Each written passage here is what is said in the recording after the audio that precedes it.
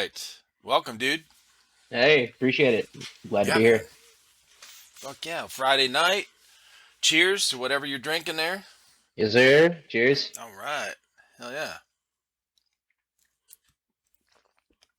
Bro, my face is probably red. I just got done, like, literally just walked out of the shower, came in, dried off, came in here, and started up all my stuff. And, because I got home and I'm working on the house right now. So I'm working on one of the family rooms. So I'm doing all new outlets and switches and shit and redoing some of the walls and shit like that. And so it's a mess. It's a mess in there. Okay. And drywall mud everywhere. And Oh Lord, you mess with the mud, yeah. dude. So I was like, you know what? I'm not gonna make a mess with the mud and mud pan and everything right now because I don't want to have to clean it up. Because I started it like I got home from work at like 6, and we were getting here at 7. So I'm like, I don't want to make the mess, so I have to clean it up and shit. So I'm gonna do these outlets. So I'm crawling around on my hands and knees doing the outlets. Well, I've got a bunch of just shit on the floor, like stuff from the ceiling and holes that I've, patched and shit. So Right. there's chunks of stuff on the floor that I'm like kneeling on. When you crawl around, you kneel on. It's like walking on a Lego. You know what I mean? Like on flashbacks with me working with my dad, man. Oh, Jesus. Did he do that kind of work? Yeah, so he's always been a construction worker, carpenter, all that, all my life, and we're even doing our workshop right now. So we're having to get on our hands and knees, do some dirty work. We just got done putting up the siding and the roof, reshingling the roof, and now we're actually getting into the nitty gritty on the inside.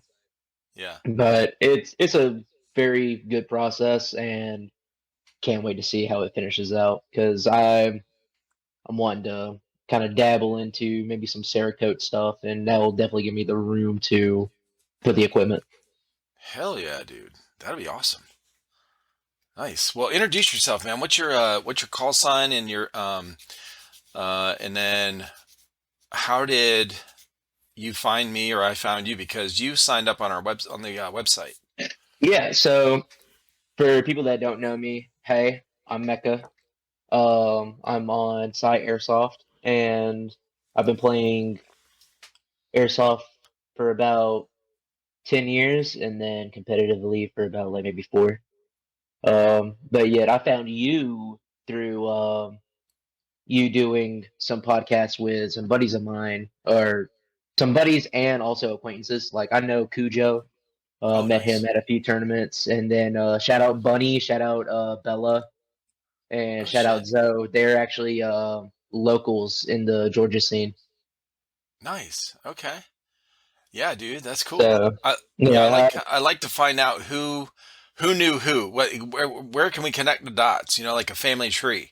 How we met everybody. You know? right.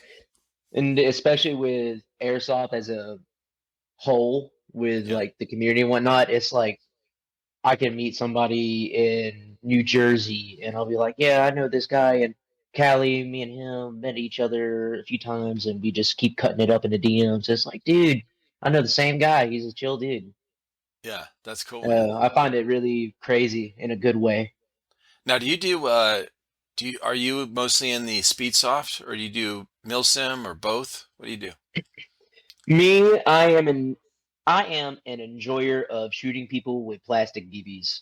So Like I will anything. do it, yeah, anything. I'll go play pubs if it's a thing of my buddies want to, go out there and just play. Then we also had the competitive scene. I'm really into doing the competitive aspect of it all. And then also milsims. There's actually one going down in North Carolina, in Durham soon. That is going to be in I think it's an abandoned mall. Mm, And from what the videos I've seen of their previous op at that same location, it looks pretty wild.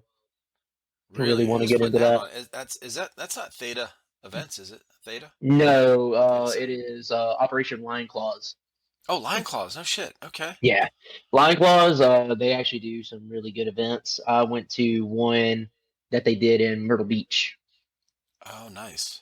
Yeah, the one that they did there was actually because you're also from South Carolina, correct? Yeah, is that where you're at? Yeah. Oh, okay. Yeah, I'm in Simpsonville. Di- Bro, shut up.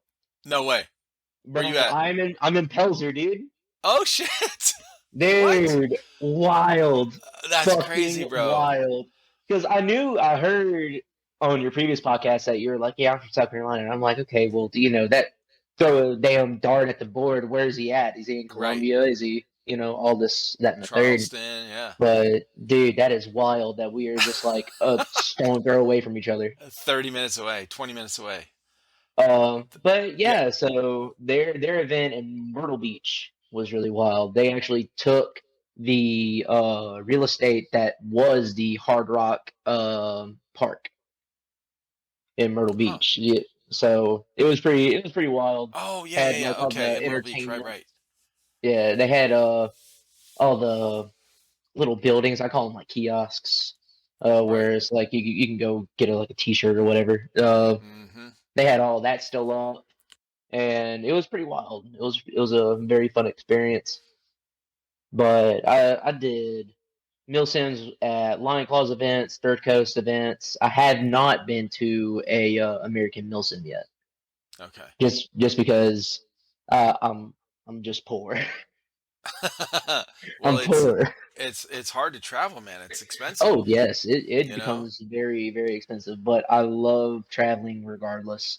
I'm actually hopefully going to be going out to Cali this year, just to cut it up with some of the guys that I know out there and just Yeah. see what the difference is in comparison to our scene versus their scene. Yeah. Yeah, bro, they've got a ton of shit out there.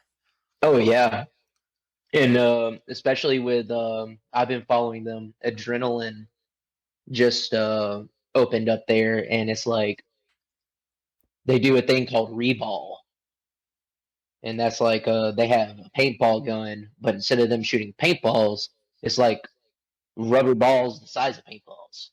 Oh, yeah, I've heard of that. Okay. So I thought that would just be pretty interesting to check out, just because it's like, hey, this is really kind of just like Speaky B or NSL, where you just play it like paintball. Yeah. Yeah, that's wild. Yeah, they got so many fields out there, bro. California. Oh yeah, yeah. I definitely want to check out N1. N1 is like, from what I've seen, doing really well, and they they're pretty well known, obviously, Right. but I just think because that's of so many somebody was great telling players me over there. that N1 is like home field for LTD, and Correct. yeah, Tac City is like SYG, and then you got a bunch of fields out in that area that, and then the outdoor stuff too Oh that they yeah, do. you got Hollywood Action Yep. Park, and then you have Code Red. SC Village, yeah, Code Yeah, Red. I forget. Didn't one of them close down? One Well, of the the ones we outdoor just, ones? I'm not sure. I'm not sure which one. The ones we Mm, just named are still open. I follow all their pages on Instagram. But and I've talked with people that still play at those okay, fields. got you. But yeah, I know.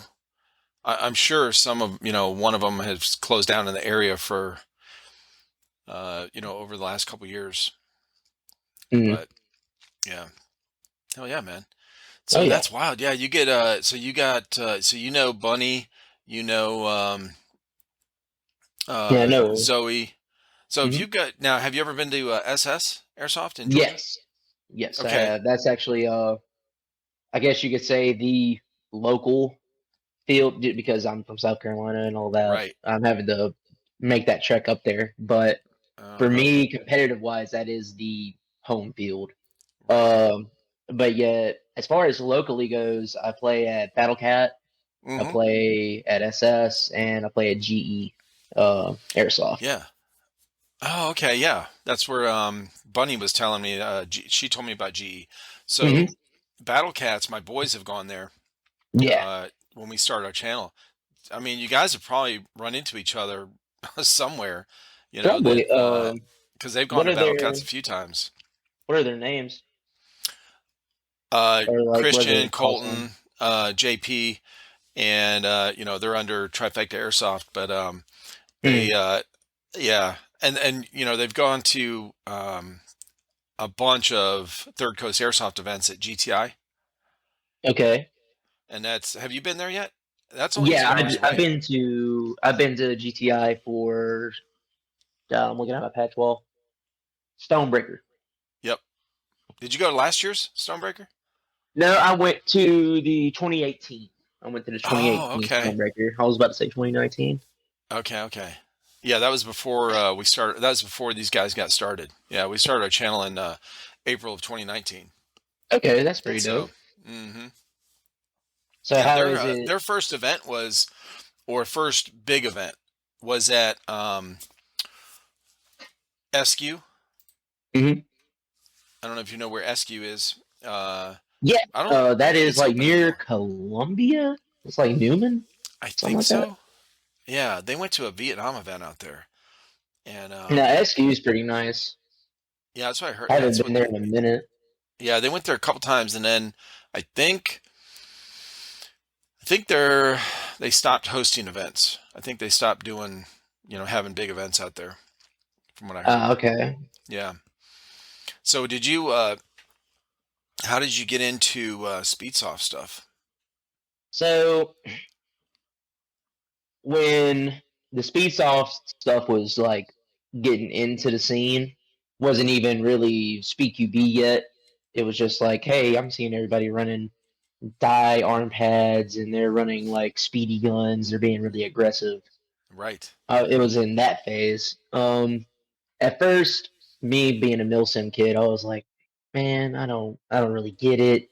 Yeah. It's, you know, you just kind of egging on problems with like overshooting or anything like that. But then Yeah. once I took a step back and I was like, okay, well, I'm aggressive when I play. It's just what I'm wearing is the Yeah. difference.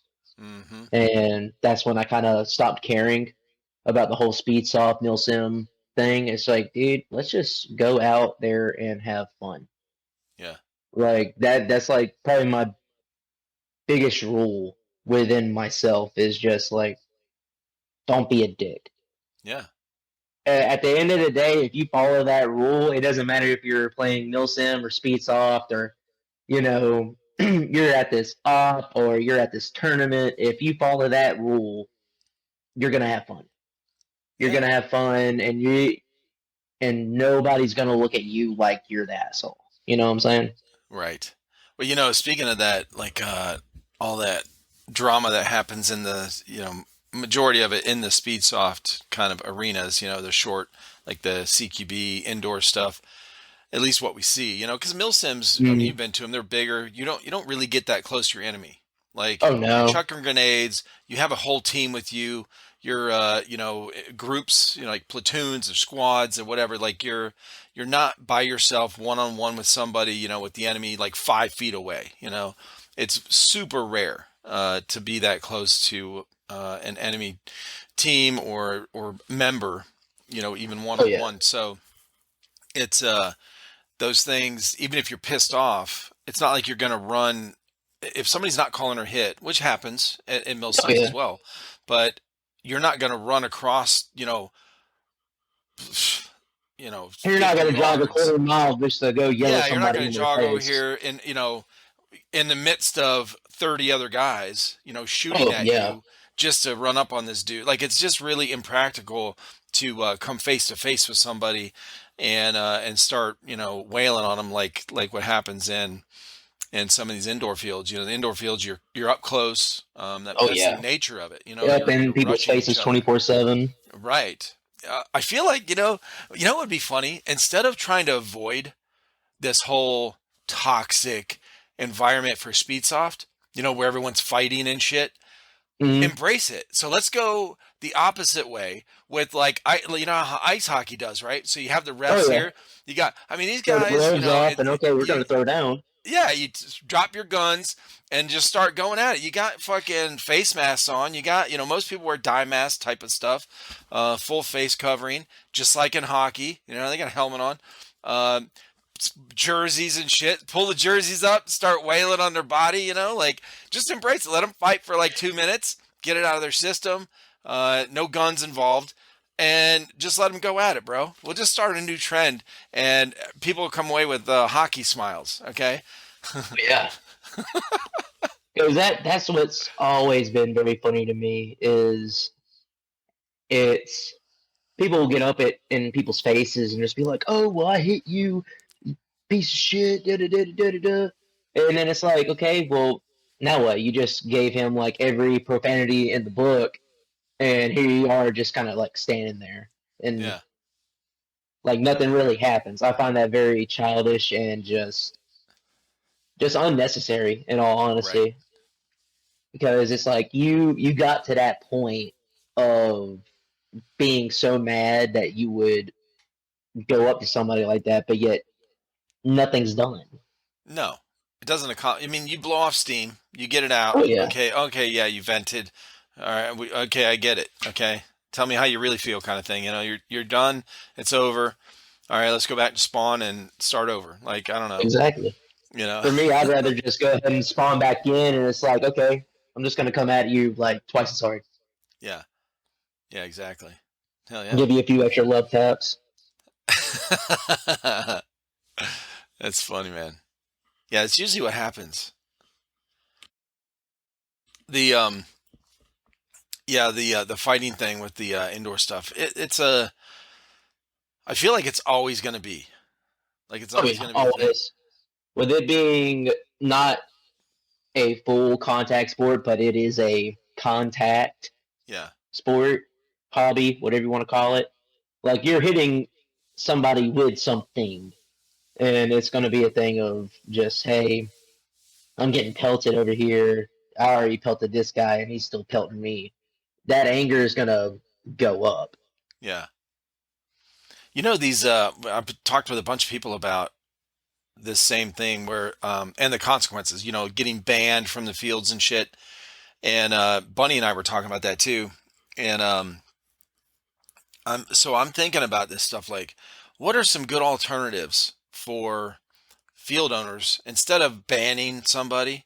They should give them some options, right? Oh yeah, Like for like sure. okay, run 50 laps, right? Mm. Around the wherever building or whatever, uh, clean up the back room or sweep the, Oh like yeah, put them to work kind of thing. Here, you can because do this for, whatever, some kind of punishment like that where it gets something physical where it gets their energy out, push-ups, running, whatever, clean up, sweep up the floor after the thing or whatever. Um, or be banned for a month. You choose. Like, yeah, definitely give them that option because it's a thing of discipline. Yeah, I right, find it a thing because at the end of the day, whether you like it or not, because me and you, we're older guys. Mainly talking about the younger generation that's in this hobby. right. It is a thing of these field owners are more or less glorified babysitters, Oh, I and know. Right. then it's a thing of, hey, we need to show you that when you're here, there's a certain line of Mm-hmm. discipline that you need to have yourself at. You need to Yep. set yourself up to that level of discipline. That respect of, hey, this is my place. You are here at my place. You don't need to be here. Yeah. I can tell you to just go. Right. So I highly agree with your statement of, hey, you got heated and yelled at somebody, or you mag dumped a kid or something like that. Okay, well, due to whatever level of wrongdoing that you did, okay, yeah, at the end of the day, you're gonna sweep the field, Yeah. or hey, you're gonna clean the bathrooms with a toothbrush, right. like Yeah. on hands and knees, like Yeah. I want that grout to be spotless. You know Um, the like in school, like middle school, high school, like young high school, and that's what a lot of these players, the typically it's the younger teenagers that are, at least what I've seen on videos, are the ones that are, majority of the ones that are doing this, craziness. And I mean, it's not crazy. It's just it's normal teenage stuff. But they do need to know that that's not acceptable behavior in that environment. So it's just like at school, when you play kickball or whatever, volleyball or something, something in a school, not an mm, organized sport, but just in physical education class, gym class or whatever. You if you lose your temper, you can't just start fucking, walking up it this can't just close to be going somebody and and RKOing kids. yeah, and like throwing the ball 2 feet from their face, kind of thing.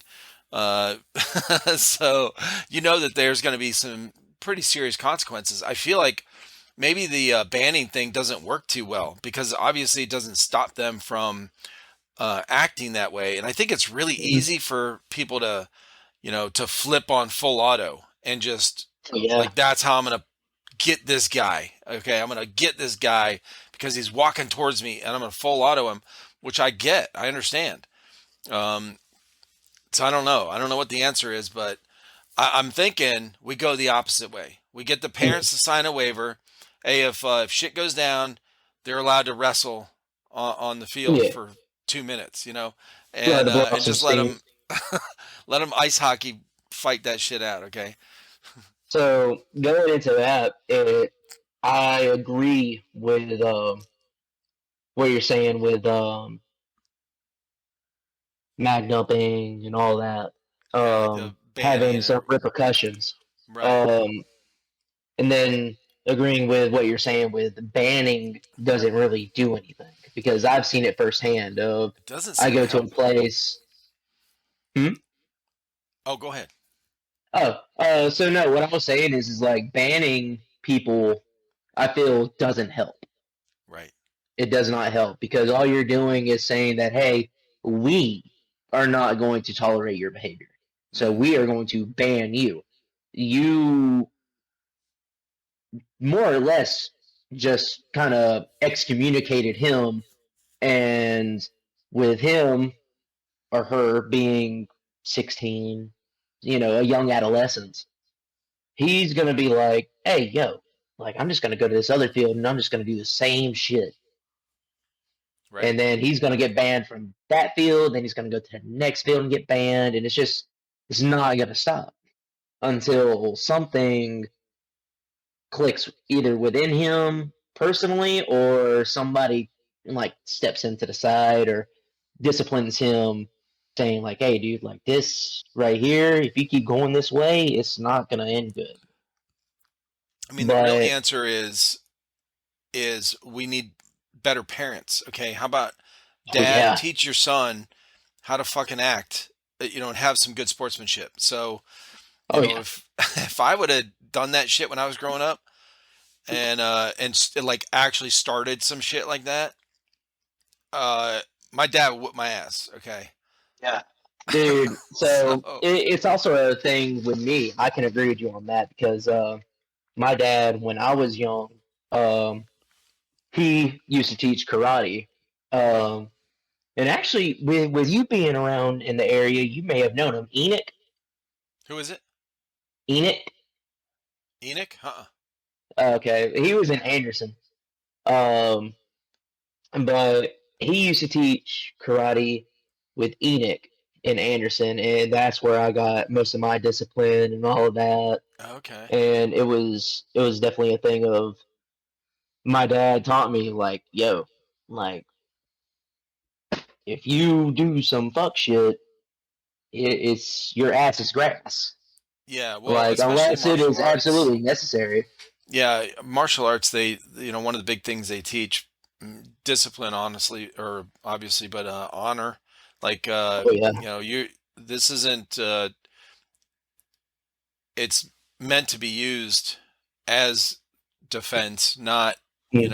you try to avoid confrontation if you can, you don't use it just to show your ability to whip somebody's ass or something. It's more of a, Uh, you know, we're way not to here kind of living in teach them. Karate Kid. You know what I'm saying? Yeah, right.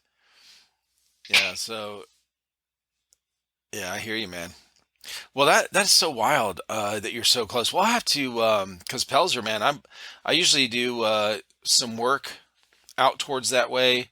I Mm. actually used to work in Piedmont um, years ago on right off of 53, 153. Yeah, Piedmont, 153. yeah, and yeah, Fabrical.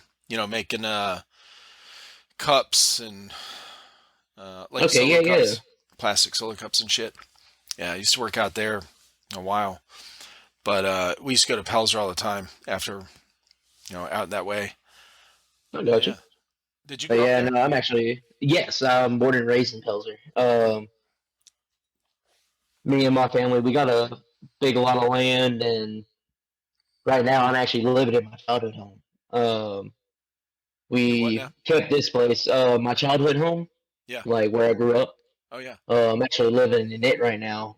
We rented it out, and then when I came, the age of like, hey, I want to like leave, they're just like, hey, instead of go find something else, you can just live right here. Yeah. I was like, okay.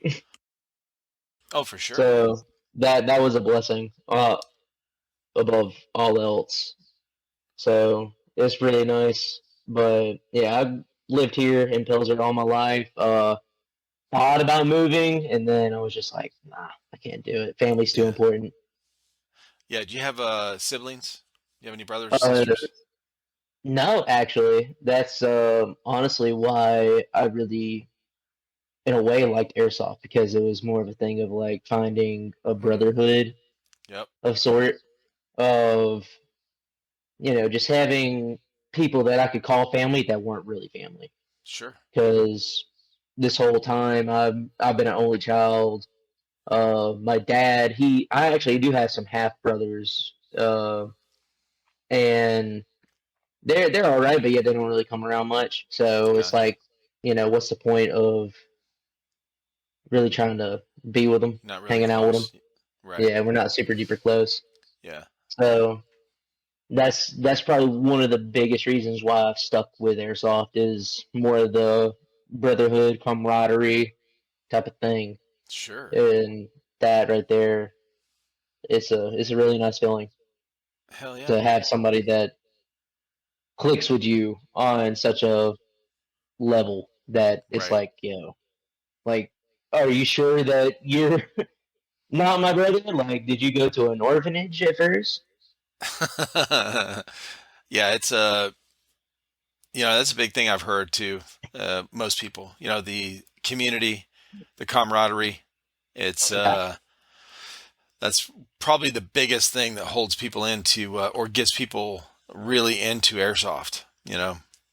Um, Mm, is the crowd. The kind of the environment that's created by. We're talking about these like the indoor fields and people, the younger teenagers, going at it, fighting and stuff. That's a really small percentage. It doesn't happen like oh where it yeah, gets it's like one crazy out of percent. hand. It doesn't happen like every single round, every single match, every single game, at every single indoor field, throughout the country. It's a very small percentage. Majority of games played are are cool. Everyone's cool. Yeah. Like we play the game, and even if they do get heated, it doesn't end up that way. It does. It ends pretty quickly. Like I've talked with people. They're like they'll get pissed off in the moment, and they won't start anything. They'll just walk off. Um, one guy was Yeah, saying, they're he's like, this guy tried to come up and say, hey, I'm sorry, whatever, and he's just like, hey, just give me a second, kind of, and walked away, and that's the best, one of the best things you can do. Like when I was mm-hmm. growing up as a kid, this old saying or technique, I guess, go away and count to 10, right? Just shut your Mm. mouth and count to 10. And it's such a super, super simple rule and really basic. And I feel like a lot of parents don't teach these basics anymore with sportsmanship, with manners, with respect.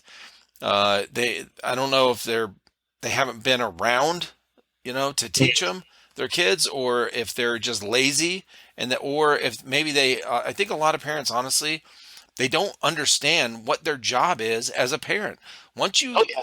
once you have a kid, okay, once that baby's born, you just in biologically, you're supposed to keep the human, mini human, like safe, fed, right, like healthy, and then as they start learning things, your job is to teach them how to become kind of like you, as far as self-reliant, responsible, productive, in your little village or society or town or city or whatever. Like you have to teach them the rules of the world, and that Oh yeah. is, a lot of parents just stop at the basics. They'll teach them like, oh, don't touch that, it's sharp, don't touch that, it's hot, that kind of thing. But they don't teach them manners anymore, like say please and thank you, uh, hold the door for somebody.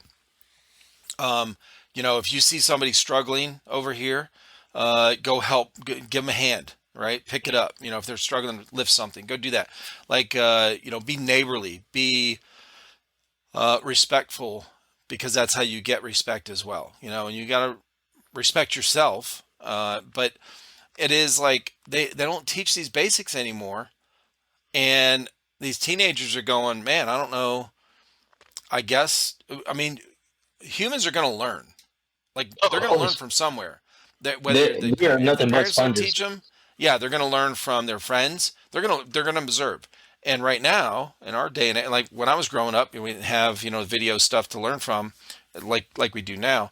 And it was, you learn from your friends and what you Mhm. saw in front of you. If your parents are being hypocritical, they're telling you one thing and they're doing another. You learn by the time you're about 8, 9, 10 years old. You're like, bro, like you're not doing what you're telling me. Your words don't line up with your actions, and it's weird. And then by the time you're like 13, you're like, fuck this motherfucker, man. He's all like, Exactly. tell me, he's still telling me because I said so, and that doesn't work, for kids. And Oh, it's they need some explanation, but it starts when they're young. Like, hey, let me teach you this. Hey, say thank you. This person gave you something, and then a 4-year-old doesn't want to, so they're going to turn mm-mm. away. No, you have to make No, them. that are the tantrums. Yeah, you got to make them. Like, throw a tantrum, you're going to get swatted because that's not acceptable behavior, right? There's going to be a Exactly. And God consequence. forbid you do it in the store. Yeah, you don't walk away and ignore them. That doesn't fucking fix it, bro. Like, Oh it no. just does not. Like, you gotta, and when these guys are full autoing each other on the field, that's basically a temper tantrum. Oh yeah. They can't control it. So That is textbook temper tantrum. it really is. Yeah. Because nowadays, kind of how you're saying, where, even back when I was growing up, I was kind of at the last little bit of people that, you know, monkey see, monkey do type things of, Sure. my family's doing this, my friends are doing that. Okay, what's right? What's wrong? I was at like, I would say the last little like age group that had that. Nowadays, you have the social media, you have, Mm-hmm. the internet of like, oh, this dude's like going all crazy and acting wild in public, and look at how many views and likes and like Right. positive uh reinforcement that he got from it, Uh huh. and they think that that's okay. And I feel like now, growing up around this, the parents are going to have a lot of, I guess you could say, working double time, Yeah. which, that's how it is. A parent's job is, ever going. Sure, man. All the time. All the time. Now, when you grew up, did you play sports or anything in high school? Did you have any other hobbies before So airsoft? I did. So I did the karate thing Mm-hmm. for a while, and then my father, he had to stop teaching, and that was like my only ride. So he stopped, I stopped. Sure. But other than that, I did soccer, I did baseball, and then I did golf. Oh, nice. And dude, golf, Like it real was, golf? yeah, real golf. Like not putt putt. Um, That's all I know is no, putt putt golf. no, like for me, like I was really good at golf. My dad, I don't know if he wanted me to be like the next Tiger Woods or what, but Yeah. yeah, dude, ever since like I was old enough to hold a golf club, he put one in my hand and he was like, "Yeah, you're Really? coming with me to the golf course." No shit. Okay. And I was like, "Yo, dude, okay, I'm down." And I remember my first golf club was like a little pitching wedge. Like this thing was probably about maybe that tall, Right. and I would use that thing for everything. I would Yeah. use it as a putter. I would use it as a driver.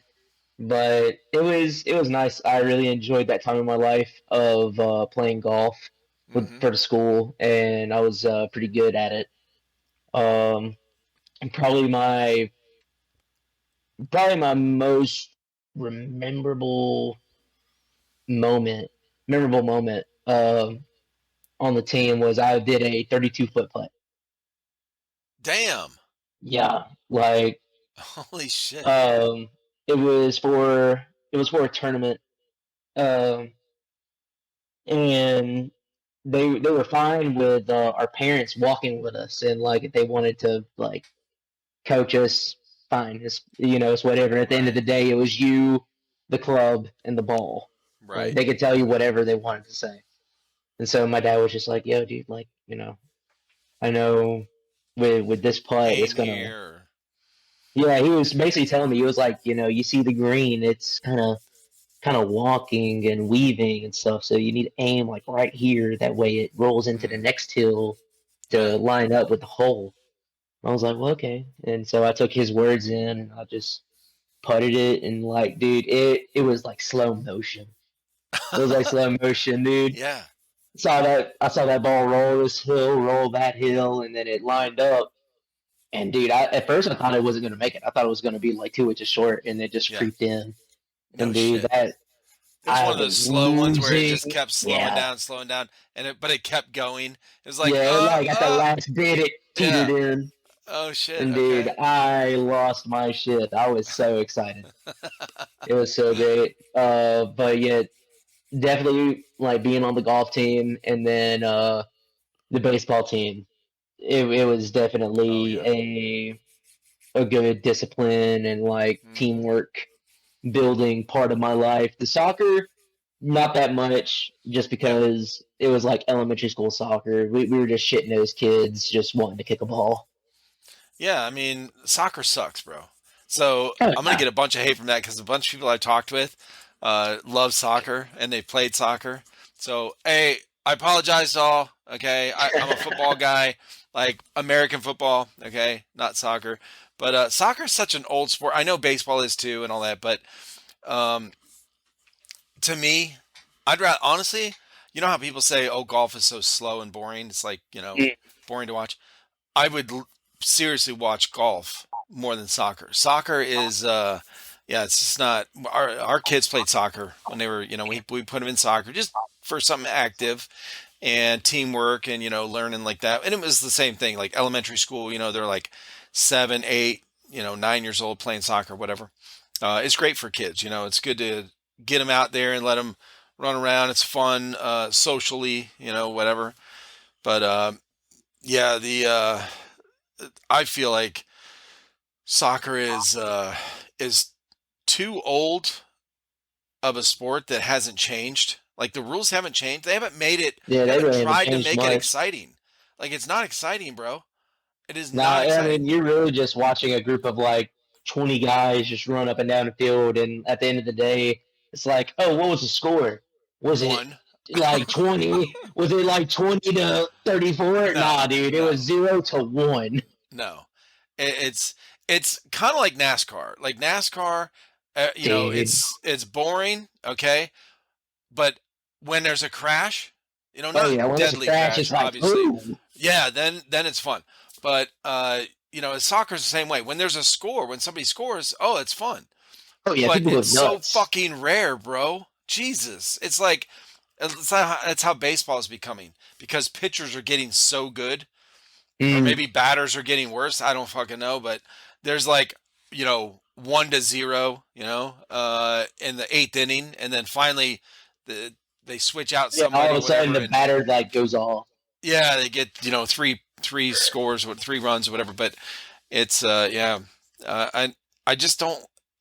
I know that there's people out there that like those kind of sports, watching those kind of sports, whatever. But to me, they're boring as fuck, man. I'd rather watch golf. Oh At least golf has this calming effect if you want to yeah, watch it on TV, because everyone kind of, even the announcers kind of they talk in a very very quiet, calm, melatoninous. calm, yeah, and and everyone kind of gets quiet when the golfer is getting ready to putt, or hit the ball or whatever, and it's real. And then the aesthetics, man, it's like you got all this vibrant green. Golf courses are Oh fucking yeah, beautiful. They're so dude. pretty, you know. Yeah, that's It's honestly fun. one of the greatest things I like about golf is the Yeah. nature of it all. Hmm. Um, It's like relaxing. Now, oh yeah. what position did you play on baseball? Baseball, I was our center fielder Okay. because me, I love to run, and it was a thing of if left or right field couldn't get it, it was my job to like just sprint after it, and then Yeah. just whatever happens next happens next.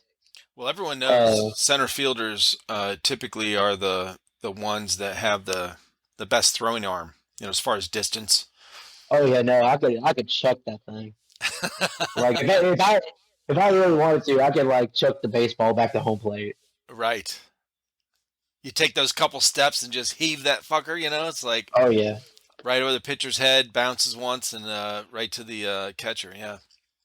but no, I think my love of the sports that I did play Yeah. really implemented into the whole airsoft aspect of when competitive airsoft came out. I was like, yo, dude, we got our positions, we got our. It just feels like I'm back in high school Yeah. doing it all over again, and so I feel like that's what kind of drove me to do it again. And I've been in love with it. Some tournaments, um, tournament formats, I should say, are a little weird. Like I went to NSL in Indy, Oh, you were and just last weekend? yeah, I was there at No Indy. shit. Did you drive? It You was drove out there? yeah. So me and a few of my teammates, we drove out there to go play it. We actually had some Cali guys out there that hit us up, and we're like, "Yo, What we team did you we play we on? need three people." We were Bloodline. Oh shit, Bloodline. Right. Okay. Yeah, yeah, yeah. Yeah, so we were Bloodline. So Yeah. they're like, yeah, like a few of our guys, they couldn't make it, so we filled in their spots. And it was pretty fun. I'll say this, in comparison to like SpeedQB or even CSL, this is really, really different. Oh I yeah, feel that's for like sure. NSL is definitely going to change the game I because agree. this is more. So Speaky B, they switched up their thing to a point-based system. Like grab the flag is X amount of points, kill is this amount of points. If you get a penalty, it's taken away this amount of points. Um, with NSL, it's like, hey, how far you go on the Hmm. field. Like you get into zone one, okay, cool, you got 10 points for your team. Yeah. Oh, you got to zone three, okay, you got like 25 points for your team, something like that. And then if you hung it, is like, okay, you take away those zone points that you grabbed, and now you just get the hang points, which Yeah. is 12 points. more than what you could get. Yeah, it's like 12 points. If you get it on Um, your first try or yeah, something like first that. try, and I think it degrades Yeah. per So second tries. try. Well, I was talking with the podcast came out this morning. Is Anthony from CIA Tampa, or Okay. they just Yeah, changed yeah, their yeah. team name to Obey Airsoft, and he was explaining a lot of the rules too, like that, where your first try, if you hang it, it's 12 points, and then 10 on your second try, and then I guess 8 or whatever on your third try or something. But it's there's a lot of rules that There are, is. dude. There's so many similarities to American football, which is Hmm. really fucking Yeah, because you cool. got like fouls and all that. Yeah, And then another thing, kind of how you were saying with Bunny last time you guys were talking about the penalty box. That was yeah, a thing there with NSL, is that it's a if it's a penalty higher than a minor, I think you get into the penalty box for the round. yeah, And so now your guys are having to play a 4-man instead of a 5. But yeah. That's yep. I find NSL really fun. Shots though in Indy was a really nice field. It was very different. This is the first time I ever played with those inflatable Oh yeah, barriers, so it was definitely a skill curve for me right. because I'm more used to general Hard plywood barriers. barriers. Uh-huh. You know, it's this. It's not soft and squishy, and it's at a pyramid. Right. I was just like, dude, good lord, Hmm. because there were so many You times can't when run we were up on there playing and that like game. lean against it. The thing's gonna Right. you're gonna fall over. Yeah. Yeah. If I like try and like lean on it, I'm gonna fall on Uh-huh. my ass. Uh, and then another thing is like the angles. The angles definitely changed up because with hard barriers, you're looking more for a linear angle. Hmm. You're not worried about, okay, I'm right here, It's not I'm rounded. good, Yeah. but yet this guy all the way out here, because it's like a domed pyramid, can see like that much of Uh-huh. my mask, and he's hitting it. And sure enough, I had 3 deaths on me where somebody just like clipped my mask, and I was like, "You son of a bitch!" That was a good shot. Now, how did you so who was I just talking with? Oh shit. I just talked with somebody that played there, and they were talking about there was a little confusion on with some of the refs. Like maybe Mm, that was well, I mean, it wasn't like a huge problem, but it was they were like, hey, everything was great, it was fine, but this is their first one here, and they were kind of like, hey, what they could change is yeah, what's that this going to or improve whatever. on? Yeah, improve on because there was Um, even when we were watching, I was watching a lot of the games on Saturday, and there was definitely some confusion with some of the teams as well, where there were like the countdown timer was going and there was supposed to be a team ready and there wasn't. It was like one time there yeah, was a team ready and nobody on the other side. And it was like they won by default. yeah. So there's definitely some Actually, confusion with that. I think that was us.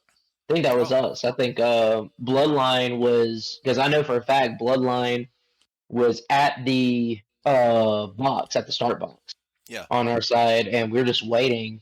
And then all of a sudden, hey, game over! You guys win. They didn't show up, and I was like, Oh shit. okay. Yeah. So So yeah, so I with think that, how do they score that? How do they give you guys what kind of points they give you for that? Did they ever say? Or you they just didn't get a say, but yet I would guess the best way would be, hey, these guys didn't show up. We're gonna go ahead and give you a flag hang. so Whatever it try doesn't you're on, you get the points for the flag hang. yeah. Do you guys accumulate? So it doesn't, I guess, does it matter? Do you carry points from game to game in that tournament, or is it just how many wins you got? So yeah, so the way that I saw it, and again, I could probably have this completely wrong because it's my Yeah. first NSL. But from what I was seeing is you say you got 10 points game one, and then game two, you got 15. So now your total point ranking is 25.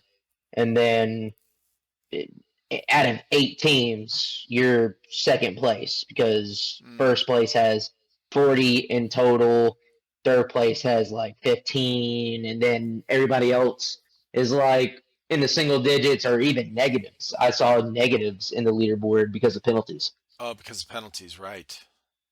Okay. Actually, I think we were like second or third after day one because we had Your like group? 5 point, yeah, out of our group, out of our Mm-hmm. division. Yeah. We had 5 points and we were like second or third because like everybody else on our division had negative points. Holy shit. Yeah. Yeah, it was like I think it was us third because I think like second and first had like 20 and 30. But then it was us at 5 and then everybody else was below us because they had negatives. That's crazy. Um, I feel like once people get used to the penalty system and actually like learn how the format is played, I feel like we'll stop seeing a lot of negatives on the leaderboard. Right. Yeah, I Um, mean, once, this is our first time, and I know a lot of teams that went to that were not used to the NSL rules. Like they had to, oh no, like, I've talked with part of or a lot of members from Team Nebula, Nebula up in yeah, Pennsylvania, and they were there. I am we Dylan actually and played against Nebula. They were actually right, there were some pretty good dudes. yeah, yeah, Masher, Dylan, Mama Yaga, those guys. They and then yeah, so I watched those guys play too. Mm, And I just hit them up. I want to have them on to talk about the tournament, just like we are. But how did you end yeah. up with Bloodline? Like what? So were you playing with? So you've been playing speed soft tournaments here Mm, or in this area for a long enough time to where you were able to get with these guys to play NSL because that's a big step up. correct. Oh yeah. Yeah. So for me, it was a thing of for me, I'm on the Airsoft team, So you know, Cy Kappa Customs. Yeah. It's his team, Oh, that's and crazy. Okay. so we were like thinking about going, but then we were like we don't know, and then all of a sudden, ever heard of a team called Hellfire? I, They're out in maybe. California. Maybe. So I don't remember hearing about them. And Donut, Green and Donut hit us up and they were like, "Hey man, like we need people. We need like 3 guys."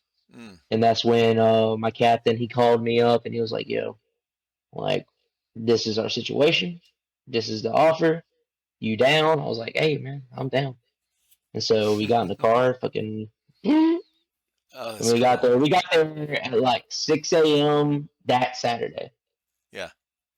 and then we played. But it was really just a whole thing of just like having friends in high places, or just in general having friends. Yeah. Of hey man, we're here. We need some help, and I'm like, hey man, I'm all about giving out help. Yeah, that's cool, man. So that's what we did. And then we at the end of it all got 6.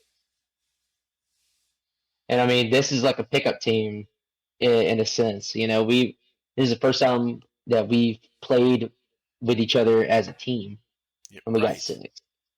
That's crazy. Um, but it was a pretty fun experience. Now, It was definitely did fun. you have to learn like before going there? Did you have to learn? Did you guys study the rules and stuff? Like try to memorize what you were? Because I mean, if you So didn't know yes. anything, it'd be a kind of a clusterfuck, right?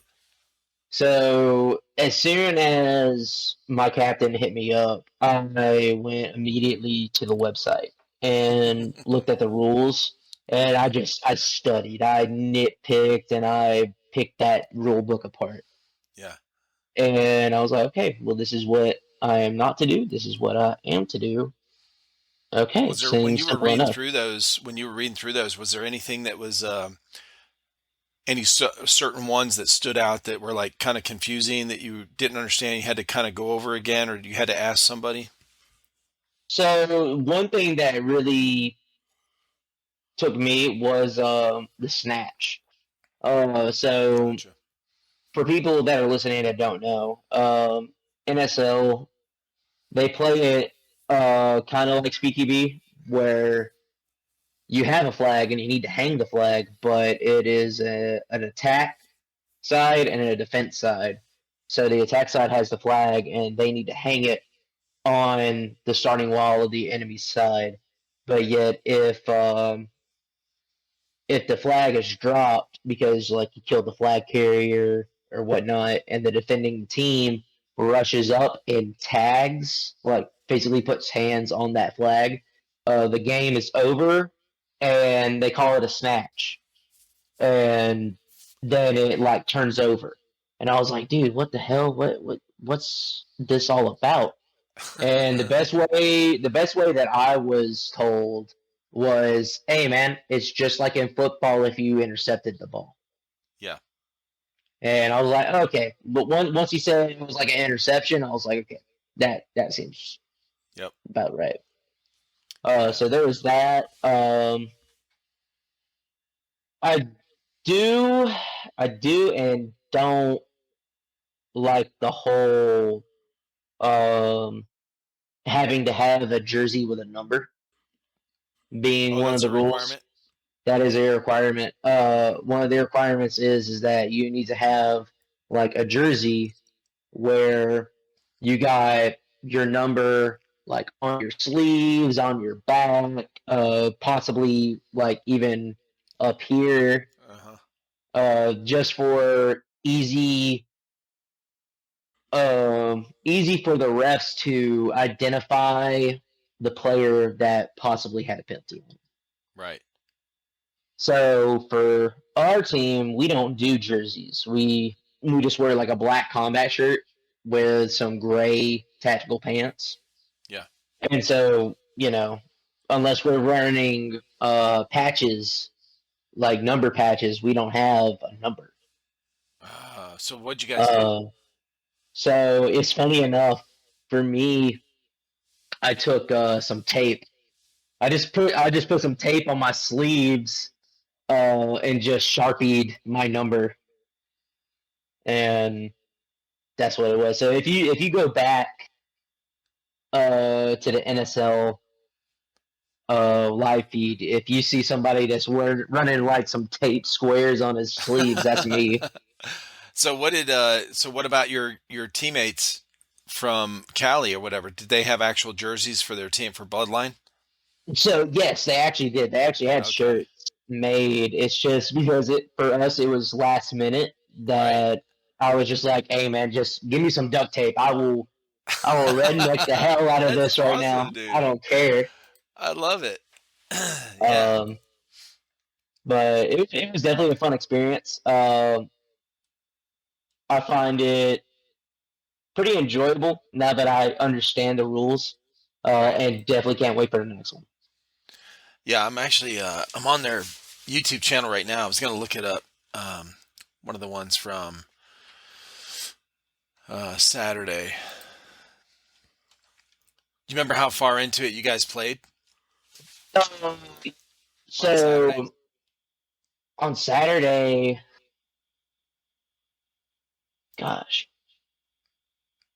I'm gonna share the screen, see if it comes up okay, on your thing. Who's this? ELT. What is that? Elite and then Murder Inc. that's elite. Yeah, murder. Hey, shout out murder. Those are the homies. The homies.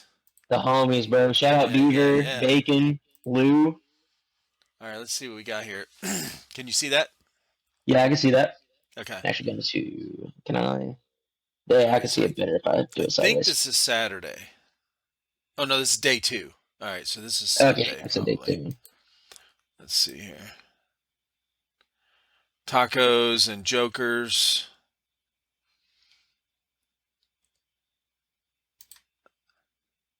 So I know for us on day two, we actually did get knocked out because Okay. when it went to, I think quarters or semis. I forget what they said it was. Yeah. It was single elimination after that, and then sadly we did lose the Yeah. first game. Okay. Let's see. This is day one. Let's see if we can find a game here. Who are these guys? Oh, this might be the beginning where they actually didn't start the tournament yet because this was the beginning when they did the thing. I remember. Oh, here we go. Okay, so that's HSA East. That's Houdini. I've talked to him, had him on here. Yeah, shout out Houdini. Hell Houdini's yeah. pretty chill. Who's OT too? God, OT. OT2 was I don't remember that team. I don't recall because we had so many OTs. Like it was like off the grid or something like that that was there. Yeah. Um, Okay, so yeah, so they're getting ready. There's another the second video here is their oh, there it is. So this is all the gameplay stuff because I think that one's the yeah, PBZ and oh and yeah, this is you BLD, that's guys right us. here. Yeah, this is you guys. So I think this angle is PBZ right here on this side, right? Yeah, yeah, yeah. Yeah, here we go. So you guys are on the other side. Yeah, I want to see Yeah, what we your should be on the other if side. your jersey's in there. See if it comes up. I don't recall if I was in rotation for PPC, but yeah, you can definitely see our other jerseys. Yeah, they usually during the game they'll swap camera angles Mm. and we'll be able to see yeah, those barriers, man, everything's rounded. Oh yeah, There's no and what really threw me sharp for a loop, corners. Yeah. was how small the actual field was. Yeah. In reality of it all, I like seeing this right now. It's like, dude, this place is big. This place is huge. Which don't get me wrong, it is a big field. It's Hmm. just in comparison, I would have thought it would be bigger, From this but camera it's angle, still a it great kind of field. looks like if I had to guess, I don't know anything about the dimensions of this field, but if I had to guess, from that camera to the back wall is probably 40 yards, 30 And more or yards. less, yeah, I would say it's Yeah. about like 40 It's to not a 50 half yards. football field for sure. It's definitely shorter than a football field, but it's pretty close. It's pretty close. Um, yeah, because it looks like maybe from this barrier, this first one down here, to these next ones is about 5 yards. It's about 10. It looks like it's Correct. about a 10-yard span between this middle one and this triangle looking one here, this pyramid one in the middle, or not in the middle, Yeah, but uh, because that big tower past that big pyramid, that's the 50 line, yeah, that's the 50. Yeah, that's yep. and then you got There we go. that like cone right here at the front. That was like right there at the start wall. This here, Yeah, that one that's right right there, here. that center Yeah. bottom. Okay. Yep. Yeah. Yeah. It's probably 40 yards, 30 yards. Okay. But I mean, it's the way it's laid out. It keeps the game fast, like moving. Mm, You know what's wild? I just noticed is they only have one plexi or hardcover right correct. here on one side of the field. So Plexi during that tournament, I actually liked their interpretation of using Plexi Okay. because all the Because other fields that I went to, yeah, if they would literally just make like this, like 4x7 Plexi wall. you're right. With here, they made a hardcover where if you're kneeled down, your head, like if you're kneeled down, your eye level, it's just looking at plywood. Like if Mm. you really want to see through that plexi, you gotta crack, like you gotta be on the ground, like looking through that Oh, plexiglass. okay. Yeah. So it was a very double-edged sword of like, hey, I got a hard cover, but yeah, they can see my legs. They know where I'm at. Right. You know what I think's cool as shit, man? They got this whole like the for spectators watching Yes, this. their spectator area was great. Well, not only that, but watching it from afar, like what watching it on here is Mm, it's set up like the in between shots, like when they're changing teams, like right now they're swapping like what in between rounds. They've got mm, that emblem that comes up in the middle. Okay, I mean it's like a real sports production Right, value. like it looks like a real sports broadcasting. Right, broadcast exactly, dude. Like this is it's set up cool. They got the scoreboard up here, the timers going. Um, the way they have it set up, and then they can swap camera angles. And I'm going to tell you what's going to be cool as fuck as they perfect this. And I think they're going to make changes as they go, to each tournament throughout this whole year. Um, I'll, what would be cool as fuck is to have GoPros with live feed on the refs that they Yes, can go definitely on in the and do refs. the, ground, player level kind of perspective on the Oh yeah, camera. because that was one thing that I had to get used to. But honestly, I appreciate looking back at is that the refs, they don't just sit on the sidelines. They will Yeah. be like, "Hey, this guy right here, I'm gonna follow him. Uh Hey, huh. he's at Snake. Okay, I'm just gonna be like in the general area, just kind of like peeking." And these guys actually like did a really good job of calling people on their hits if they Yeah, didn't I mean, call them. the refs are running around like there's enough of them on the field. They're watching. They're in there. Oh yeah, Yeah, this is you guys again, PVZ and you guys. yeah. This is second try on. I don't. I So can't tell who's can you see attacking. the scoreboard at the top here? The scoring. Yes, so the 10 All and the right. So 0. what's the H1? The H1. You know what that So means? I honestly was trying to get answers on that as well, and I Okay. never got Okay. that. Um, Because I see the time, and I guess what is whose time is this at the top, and then why is this one zero? Like what are these different timers for? so again, that's what I was trying to ask them, but yet Okay. during that tournament, it was so hectic that nobody really had time to really answer Hmm. the questions. The only thing that I can guess is that maybe that is the first time, like where the game ended Yeah. during the first round. Yeah. It's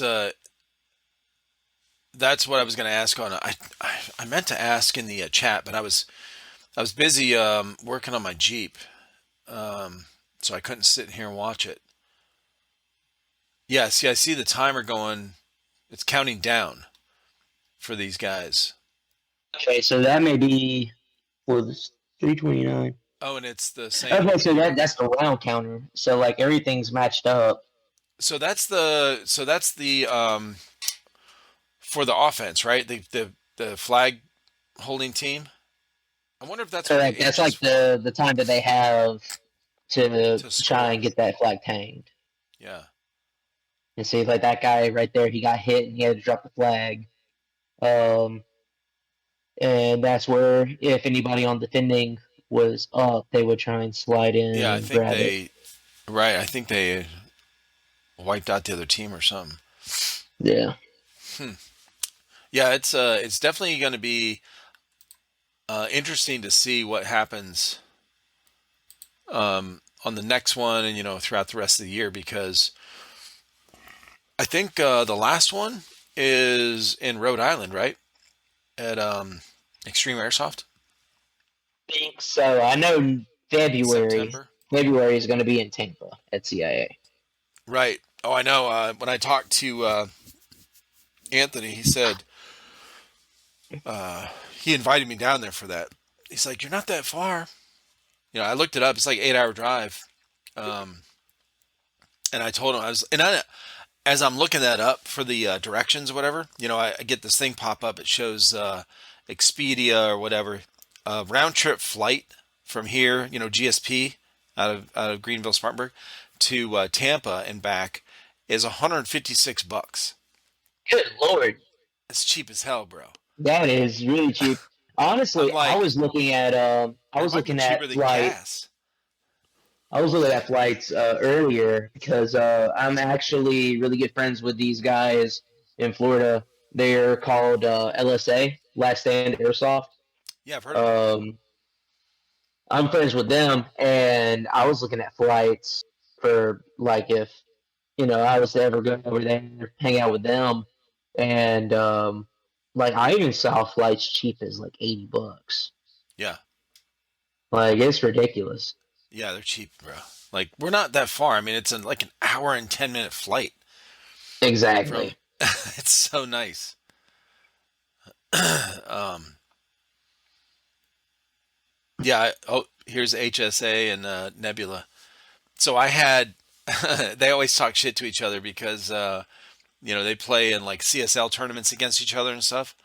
Yeah, yeah. And so when I had Houdini on the second time, he was like, he just stopped in mid sentence, was like, hold on, hold on. Dylan, fuck you. Mama Yaga, fuck you. Like, I guess they had just played against each other in some kind of, event or whatever.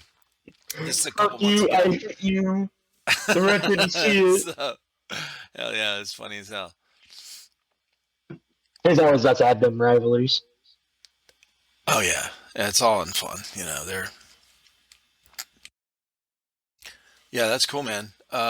Really fun to watch, man. I mean, if you don't know what's going on and you're not really interested in it, yeah, it's not going to be that fun to watch. But I'm going to tell you what, the the announcers wasn't Steve, or no, Roy, wasn't Roy one of the announcers? No, Roy was not. Oh, okay. But I did see him there. He was I think he was interviewing people like on the fly, like You're talking about Roy outside. Speaky? Yeah. No. No, no, no, no. Not Roy. My bad. It was Caber was Steve. there. It was Steve Oh yeah, QB. from The PBZ. guy. Yeah, Steve QB. Yeah, Steve QB. Yeah, Steve He. QB was there. And then the commentators were. I don't know him personally. Yeah. Uh, but I'm assuming it's the creator of NSL. He was a Oh, commentator. Monk. Bert from Monk Customs is the guy that started NSL. Oh, well, then no, then I'm hella wrong. It was like a younger dude, curly hair. Yeah. But besides the point, he was there commentating, and then next to him, they got Caber. They got Caber to Oh, Caber was doing it. comment. Oh, okay. Yeah, Oh, that's cool. Hell yeah. yeah, he was pretty good commentator. He brought his own flavor to it. Oh yeah, he's funny to listen to, man. Um, I saw him on Task Force podcast Yes. sometime last year, and that's the first time I saw him. First time I heard of him, and saw him on there. And then somebody I was talking to recently, um, damn, who was it? Somebody I was talking to recently said, yeah, they play at this at that field, True Aim, and that's Yeah. Cabers. I guess he runs that field or whatever. Hell yeah, yeah, that's cool, man. It was Oh it was yeah. cool, man. I love being I Yeah, love that being Europe spot. yeah, I love That'd being be part of great. this where this whole new thing is coming over here. There's tacos. Um, the podcast I did with Baby Goat Adam, that came Yeah, out yeah. 2 days before this started. So it was really cool. I talked to him a week before that, but um, it was cool to have that come out right before this whole thing started and find out his perspective because he's of course helped bring that over here with Monk Customs. But yeah, I'm all for all sorts of forms of competition Yeah, for sure. within this hobby and sport, whatever you want to call it.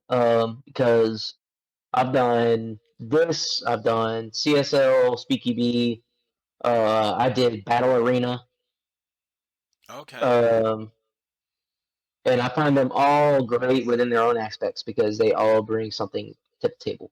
Here you guys are. And This is you and Nebula right here. yeah, yeah. Where So you at? Oh shit!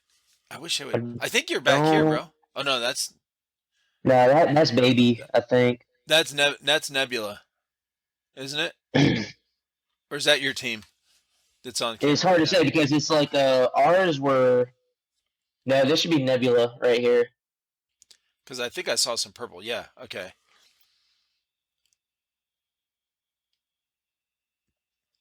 Yeah, it's so hard to tell these angles. See, we need more cameras that they can switch to. Yes, Hopefully they do definitely. that. Hopefully they do that for the next one.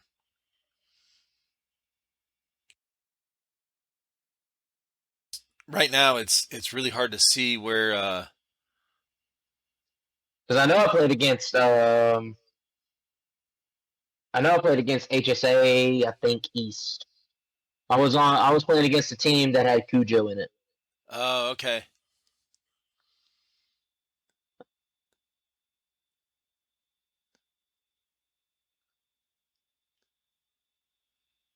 Yeah, it's definitely okay,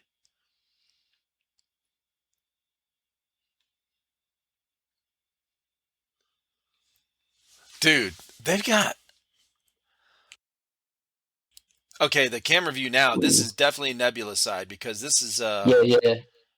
yeah. That's I recognize that jersey.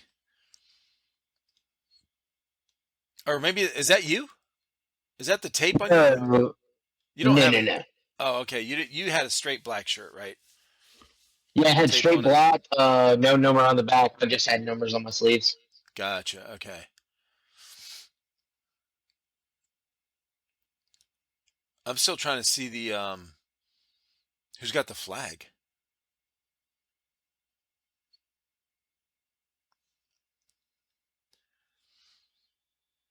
Yeah, they definitely created a cool setup that is very interesting, and a lot of people are talking about and excited about. There's a lot of excitement going around about this whole Oh tournament. yeah, Um, I feel like more so than the other ones that have been, with Speed QB and CSL. I feel like this is something that a lot of these teams are way more excited about being a part of, mm, probably because of the history of that, these tournaments overseas in Europe and how yeah. good some of these It's teams definitely are. got the track history doing well Yeah. in Europe, and SpeakyB love them to death. Um, but yeah, I feel like NSL is doing better at implementing a point scoring system. Um, with like, hey, how far did you go on the field? Did you get into Hmm. zone one? Did you get into zone Oh well, three? let me ask you that about that. I forgot to ask Anthony when I was talking to him, yeah, last week, or whatever.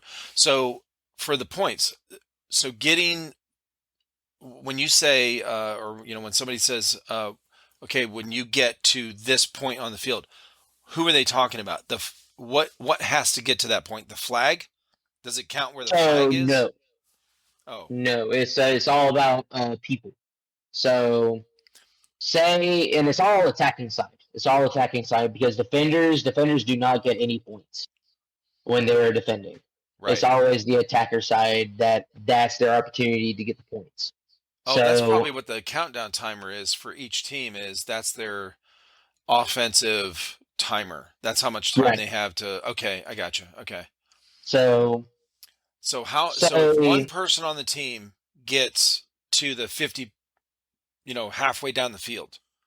yeah, so they go to the 50, they're in zone two, and that's going to be X amount of points. And say that's the only guy that goes up to the 50. Right. And they don't have a But yeah, flag, or it doesn't matter about the flag.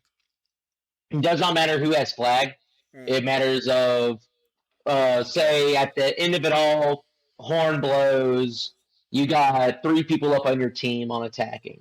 You got one dude chilling in the back, so he's either not in a zone or in zone one. yeah. That's going to be X amount of points respectively.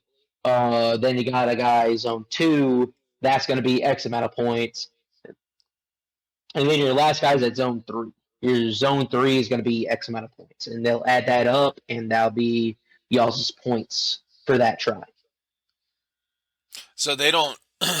Oh, so they do add each player on the field, whatever zone they're in.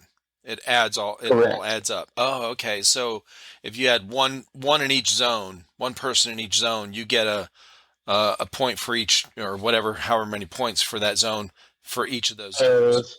So Out of let's say my 5, understanding, 10, correct. 15. Yeah. Okay. Gotcha. Yeah. Yeah, because I was trying to follow the like when you see the scoreboard up top, like there would be a match going and it would end, and then as I'm watching, I'm like, it's still 0-0. What the fuck happened? And Oh yeah. so I don't know if whoever was doing the scoreboard was like a little slow on on Oh hitting yeah, with the like adding numbers. the yeah yeah. Yeah, or like it wasn't in real time, like it didn't pop up, Mhm. or if I was just missing something, like, oh, maybe they don't score because whatever, something, maybe they got penalties that I didn't see, and I don't know. But Yeah. So with how the scoreboard is right now, showing on the video is it's PDZ and HSE. HSE has 0, so they're most likely defending, and then PBZ has 3. They're most likely attacking. mhm. So last round, theoretically, what I'm thinking is that time ran out. They had one guy left, and he was in a certain zone, so he got that amount of points. Yeah, Which I like because it's not a cut and dry thing of hey, you have to hang the flag. Um, it becomes a more nuanced system. yeah, you can still score a point or some kind of points without hanging the flag. Exactly, because that for me, I'm a back player, so I play Hmm. rifle. My job is to stay back, lay down suppression, and I'm gonna let the faster, skinnier guys go up front and do all the crazy shit. The running and So diving and sliding and yes, dude. right. Like I mean, for me, I can get down, but not as well as these guys. Not as well as Yeah. our lighter companions here. Hmm. Uh, so that's my job. So if this system gives it to where, hey, I got X amount of people out and I can rush up and be at a certain zone and get some points for my team, more the better. Yeah, dude.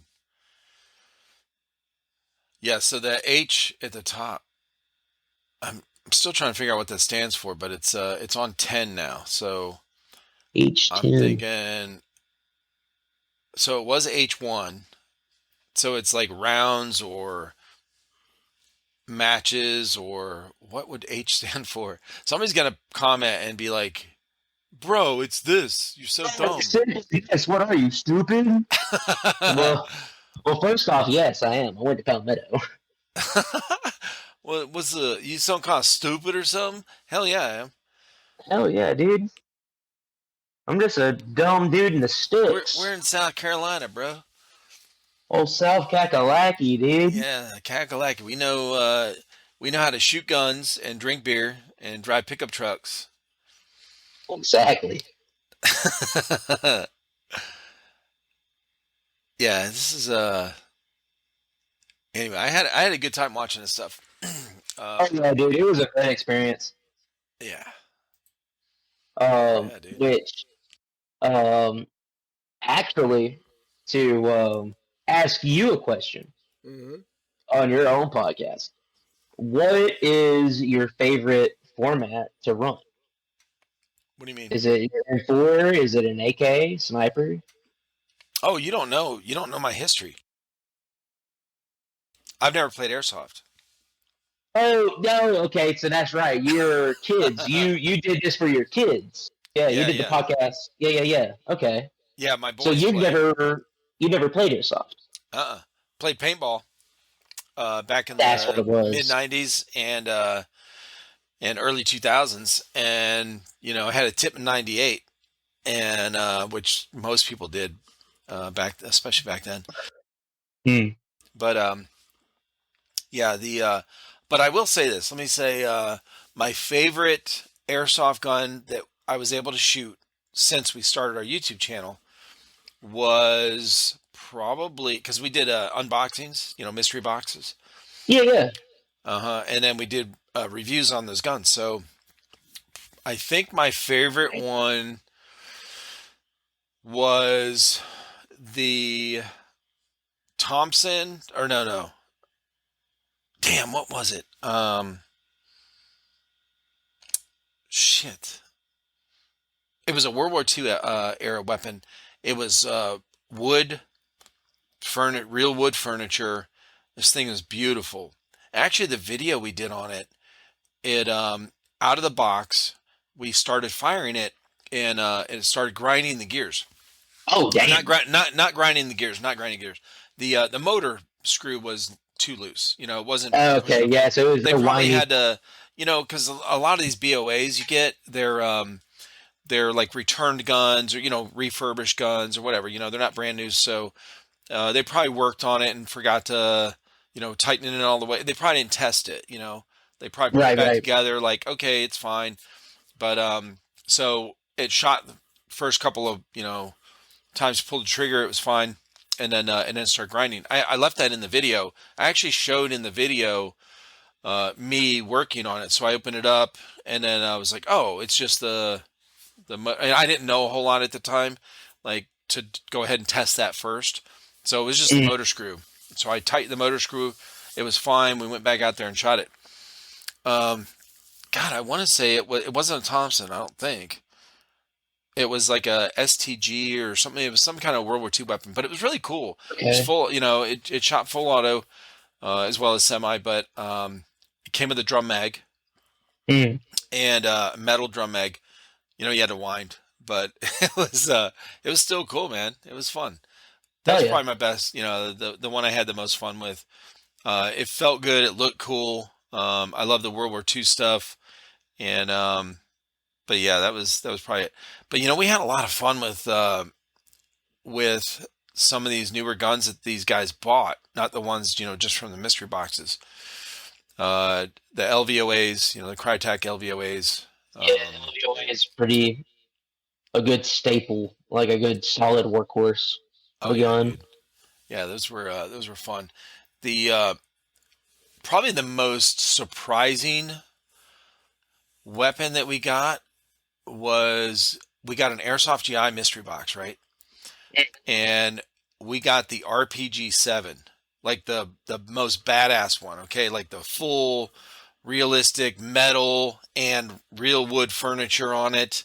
The thing was a beast, man. It was awesome. A quarter amount of a Honda of a Ford Taurus. Huh? I said it weighed a quarter amount of a Ford Taurus. Yeah, dude. It was crazy. And we had the 40 mics to shoot out of it, Oh, dude. Yeah, we had the blue ones and the red ones, the long, the bigger ones. I think we shot a watermelon or something with that thing. It was cool. It was fun. Oh yeah. So, but yeah, those are fun to shoot. But yeah, I went to Airsoft Columbia once with them, a couple years ago.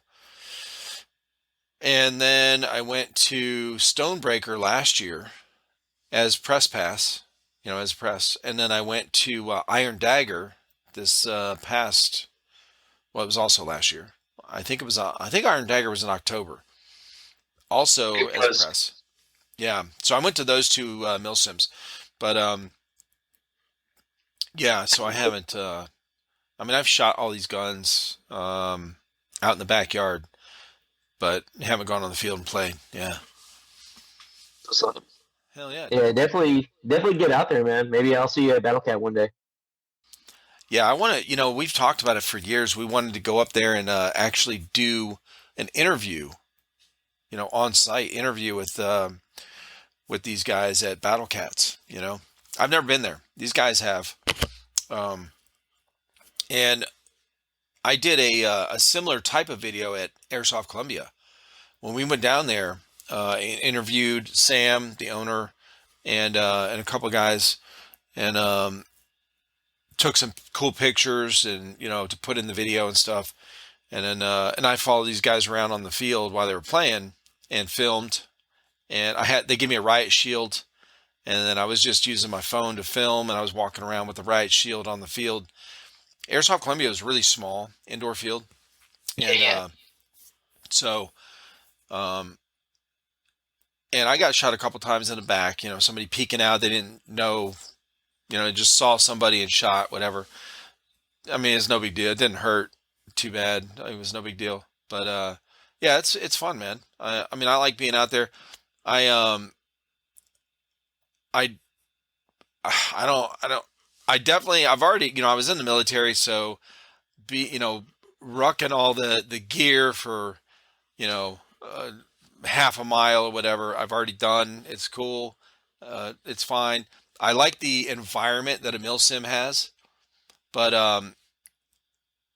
yeah, it might be a minute before I'm able to get out there and move around. So if there's a I miracle got you. drug that I can get with where I'm where I can walk normal again, uh, or jog or something, then it'd be cool. I mean, I could go out there now. I can walk short distances, but and I mean, I can walk like a mile. I can walk a mile. It's not short. Um, Got you. yeah, but it's. I mean, I was telling somebody recently, like I'm. I like running and gunning, kind of. Like when yeah, I like the fast paced stuff. When I play paintball and stuff, I'm not a hang back and kind of plink away or whatever. I could do that, and I could go on the field and do that, and maybe I'll have fun. I don't know, but when I think about that, it doesn't sound fun to me. What sounds fun to me is if I had my full, is where I could just go out there and do like I, you know, run around like I was able to 6 years ago, whatever, where I could just go out there and do that. That sounds fun. If I could do that, then I'll have fun. But yeah, the just hanging back in the back and somebody driving me around. Now, I will say this: a lot of people have been talking about getting in a technical at a milsim Yes. and running a gun in a technical. And now Dude, that do would it. be fun. That would be fun. I will It do that. is. I highly That recommend. It's so fun. Yeah. Have you done anything like that, or have you been to events that have the technicals? So I have. So there was actually some technicals at Stonebreaker when I went, Hmm. and I can tell you right here, right now, like looking at that, I was like, "Yo, that looks so fun." Because this Right. dude had like, I think it was like a Ford Ranger or something, and this guy was just driving around, and then they actually cut a hole in Oh the yeah. roof and had a latch. Nice. And this dude's just chilling there with like a 249 just on a ball swivel, Oh, just that's cool. hosing people. And I thought that was the coolest shit ever. I need to hit up my buddies. They're actually from South Carolina, the Carolina Copperheads. They Oh, actually chipped in money to buy like a beater truck to turn yeah. into a technical. And I was like, yo, dude, like you let me know when you're taking that thing out to the field because I would love to get some footage of being a technical driver. Yeah, that would be cool as shit, man. Yeah, I'm definitely down for that. And I think that's probably what I'm gonna end up doing before anything else. This last when I went to Iron Dagger, a Hmm. bunch of teams were there that and people were there that I've had on the podcast. And one of the teams is from Florida, the Tryhards, and they had a technical there, and it was fucking badass. Now they had one at Stonebreaker, and they had an H2, Hummer H2, and they deck it out, man. They got the top cut out, they got the machine gun up there, and the same thing with this big pickup truck they had. that was lifted. Man, this thing was high as fuck. I got pictures of that. I think I put them on my Instagram. But anyway, yeah, it looks cool as shit, and that I would definitely do. Oh yeah. I want to say the first ever like vehicle that I ever saw implemented in airsoft was you've been to Red Fox before? No, So Red Fox is like right there in like Woodruff. yeah, these guys have So been. I've heard of it. so they had a event going down there. This was like maybe God 9, 8 years ago, but I saw this dude. He had like a F-250 or an F-350 pickup truck, and he literally just like covered this thing up in OBS plywood, spray painted black to make it look like a like armored HVT. Damn. And it had a big old like tank cannon that What? yeah, dude, this man had like a big old PVC pipe sticking out the front that was like a tank cannon. And I asked him, how was that, just for looks or does it shoot BBs? He was like, nah, dude, this shoots BBs. What we do is kind of like musket load it. They would just like pour a bunch of BBs in there, wad it up, Oh and my then they god. would have a high pressure tank Yeah, that would just like a valve or smack something you it. just open and it Yeah, they just shoots open out. it and it just shoots it out, and it just Oh, like that's cool. shotguns. I was like, dude, that's That's tight as fucking awesome. shit. And then there was another one that was there that acted as just like a transport, but it had cutout windows for like the passengers to shoot out of. It was a Ford Transit van Okay, that they cut out windows to where they could just like shoot out of. right. So that was also really cool. But This yeah, dude, I'm definitely down for technicals in games. this bro, I got to show you this, okay? Because I haven't posted these, and I wanted to because this technical at Iron Dagger was fucking awesome. Um, let me see where I put them on my OneDrive is what I did. I made a folder on my not OneDrive, Google Drive, and where Iron Dagger 2. I put him on here because Mr. OT, who's he was there as well at Iron Dagger. Um, let me show you this technical, bro. It was fucking awesome. These guys, they made a technical out of.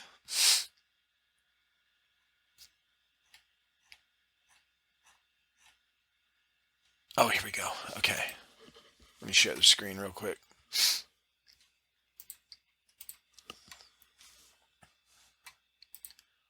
All right, so can you see all those? Did it come up for you? Yeah, I see your webpage. Yeah, yeah. All right, so this, Oh, yo, what the hell? bro, it's a Charger they got. It was actually a police vehicle, retired or whatever, a Charger. It already had the brush guard on the front and all that. Um, so listen, they decked this thing out. They got this thing 4 weeks before the event. Dude. They bought it at auction 4 weeks before the event. They painted it. They put all this shit on it. They put the light bar at the top. Okay, zoom in on here. Look at this Oh, Fight yeah. Club thing. Okay, so they painted all this shit. Fight Club. Um, it already had the searchlight on it, the spotlight. This light bar at the top. They've got two light bars because they said they were going to do the night games and just fuck with everyone that had nods. God, yes. So, all right. This gun right here is a machine gun. I forget which one it is, but it's actually mounted, so Yeah, no I one was can about to say, sit it in looks them. like they took out the rear window. Yeah, this one. Well, this one up top is mounted. That's where the gunner is. But there's also whoever's driving can use this gun while they're driving, or while they're sitting still, it's sitting in the passenger seat. Oh, yeah, yeah, I'm seeing that now. So Yeah, yeah, it's yeah. mounted. It's mounted right there. So let me show you another picture. Hold on. Dude, that is fucking wild. Yeah. Let's see if we can. Yeah. So you can see that. So there's the whole back end um, is. I know I've got pictures of inside the car. Oh, it's a video. That's right. Let me see if it'll play. If you can see it, All right. I'll turn the Oh, sound off yeah. real quick. I'll leave it. So I think I'm able. I think they opened the door and I'm able to see the inside. They put a tablet in there. They mounted a tablet, like set it up just like a police car with like a laptop tablet thing, and they put a map of GTI, the area, Wow. the whole playable area. They put this guy put a map in there. He took the map from the website, from Third Coast website, Mm-hmm. and took the playable map or playable area, put it in there as an overlay, and then did something where they could see all the objectives. And then also these guys had some kind of shit on them where he could see on there where his guys were at on the field. Dude, so he had So, like a whole video game HUD on his laptop. bro, the guy, let's see if we can find this. The guy that did that was a comms guy in the military. So he knew, and electronics and shit. So he knew how to set all this shit up. All right, that's ain't it. But dude, that's crazy as hell, dude. Because I'm always down to see like technical innovation Right. in the game. All right, here we go. There's a closer. Yes, I did. Oh, excuse Now me. that guy in the red shirt, Yeah. that's Todd. He lives pretty close to you, actually. Oh, wow. Yeah, he's been in a couple of our videos. Okay, okay. Yeah. Okay, here we go. Here we go. Look inside here. All right. So let me see if I can. All right, look. Yeah, so you got the gunner right there. See that gun? It's mounted on that stick, Yeah, and yeah. it swivels, and it's got a hand. You know, he's got this. It's bro. It is set up perfect for the driver to just sit there and blast. It's Talk craziness. about a drive-by, dude. For real. So he's got all these radios in the center console there, like Oh, CBs. yeah. Fucking just crazy, bro. Let me see if we can find. So that's the back. Got So the they instead of gunner. cutting a thing out of the top, they cut the back window out, Yeah, yeah. and he sits up in the back. Yeah, there's the mounted gun in the passenger front. Shit's cool as hell, man. Dude, that is fucking wild. Mm-hmm.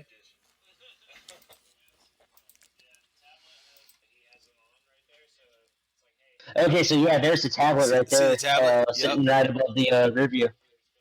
That is crazy. So they cut the back. They took the back seat out, and so he was telling me about the tablet and what it was doing or what it was capable of doing. And that was me actually filming, and I said, "So who worked comms in the military?" Because I'm like, Exactly. somebody knew how to set this shit up, and they were like, "Yeah, this dude." They pointed him out when he came over, but Yeah, it they was really definitely cool, knew man. Joe Blow at No Damn Geek Squad. Yeah, right. It was really cool. I think I have the picture of the tryhards technical somewhere. Yeah, here we go. Well, this is the back part of it. So this is the tryhards, their pickup truck. Damn, I know I got a better picture of it. Because they had a mounted gun in there, they carried a bunch of people, and they would transport as well. You know how the Mm. technicals do. Uh, that's the end ceremony. I don't know where my other pictures are, but anyway, Yeah. So see something like this too. This is Tia from Tryhards. They had a gator kind of thing set, there as well that Yeah, they drove around, and that was strictly for transport. It wasn't like a actual technical. yeah. It So was they were just like, just, hey, you need to get here, you need to get there. yeah, carry, people that were coming back from spawn or something. Hey, I'll give you a ride. Like they gave me a ride around the field as I was filming, kind of shit, that kind of stuff. If Yeah, one of the refs needed, to go somewhere, that she would take him around somewhere. So it was pretty cool. Yeah, it was a good setup. Fun time, man. yeah. Really fun time. There was like I remember. eight different people and eight different groups of people there that I got to meet in person that I've had on the podcast. So it was really fucking That's cool, pretty man. lit. Yeah, That's really really cool. cool. And we got a group picture with all of them together somewhere. I just don't remember where. Oh, that's not it. That's the yeah. So anyway, it was good, man. It was fun. It was fun. Oh But yeah, yeah, I already bought the ticket for Stonebreaker in March. I'm going, oh in a yeah. couple This year, months. Yeah, yeah. yeah, yeah.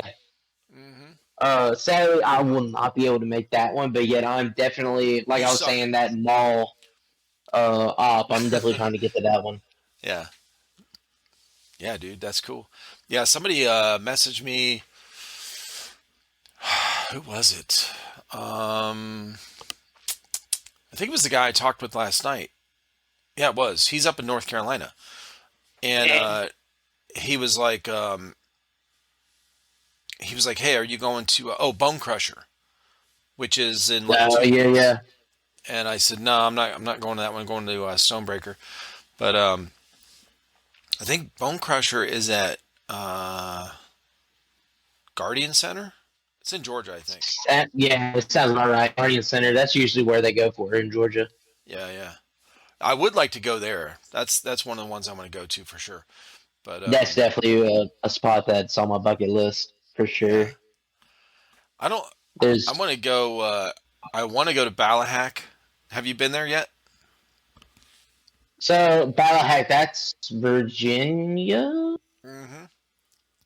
No, I have not. I haven't actually Sniper. played any Virginia Airsoft yet.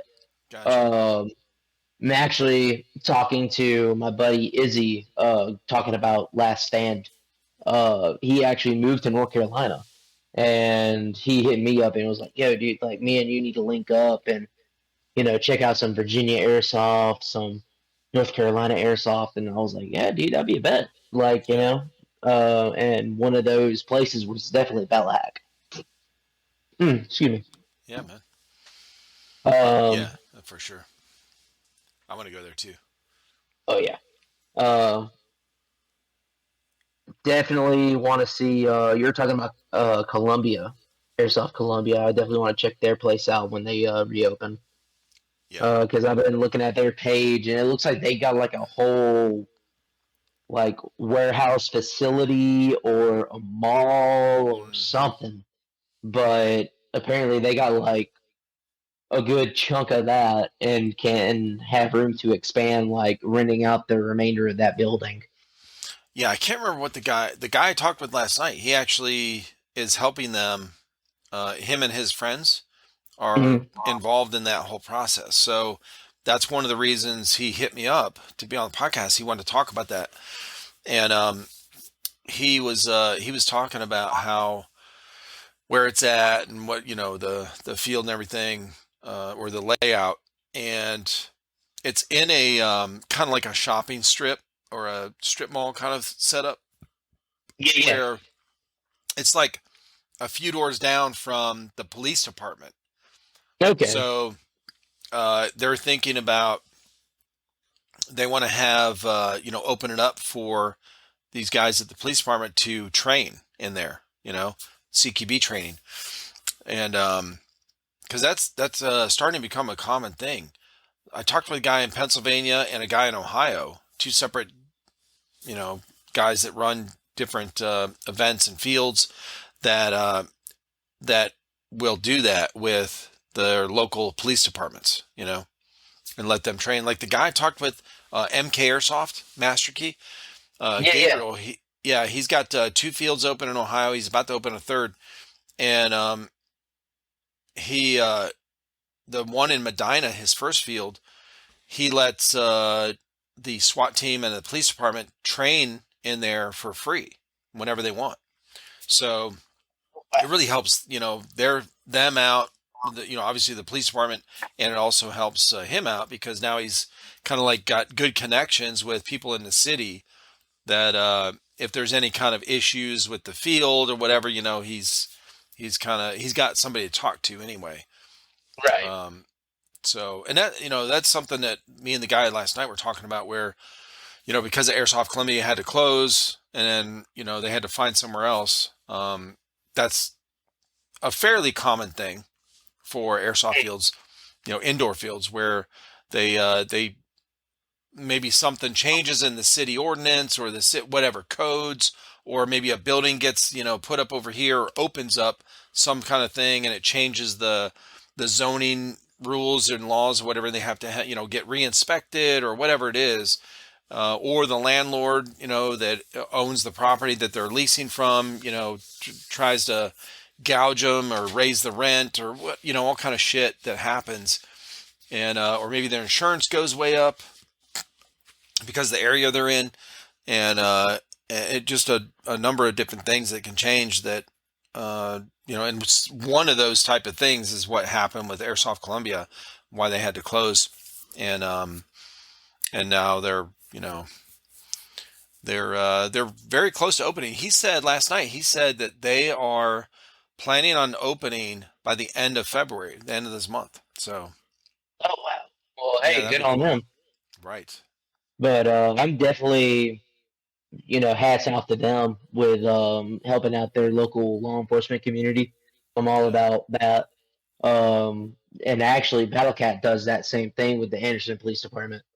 I feel like it's a way to get back to your community Hmm. as far as, these guys, they need to be trained up, to help out everybody else. Yeah, it does So, help with when they do that. Like it's good to have police departments in the know about your field and that thing because people drive by, if they see people getting out of their cars getting ready to walk in there, they're pulling their guns out.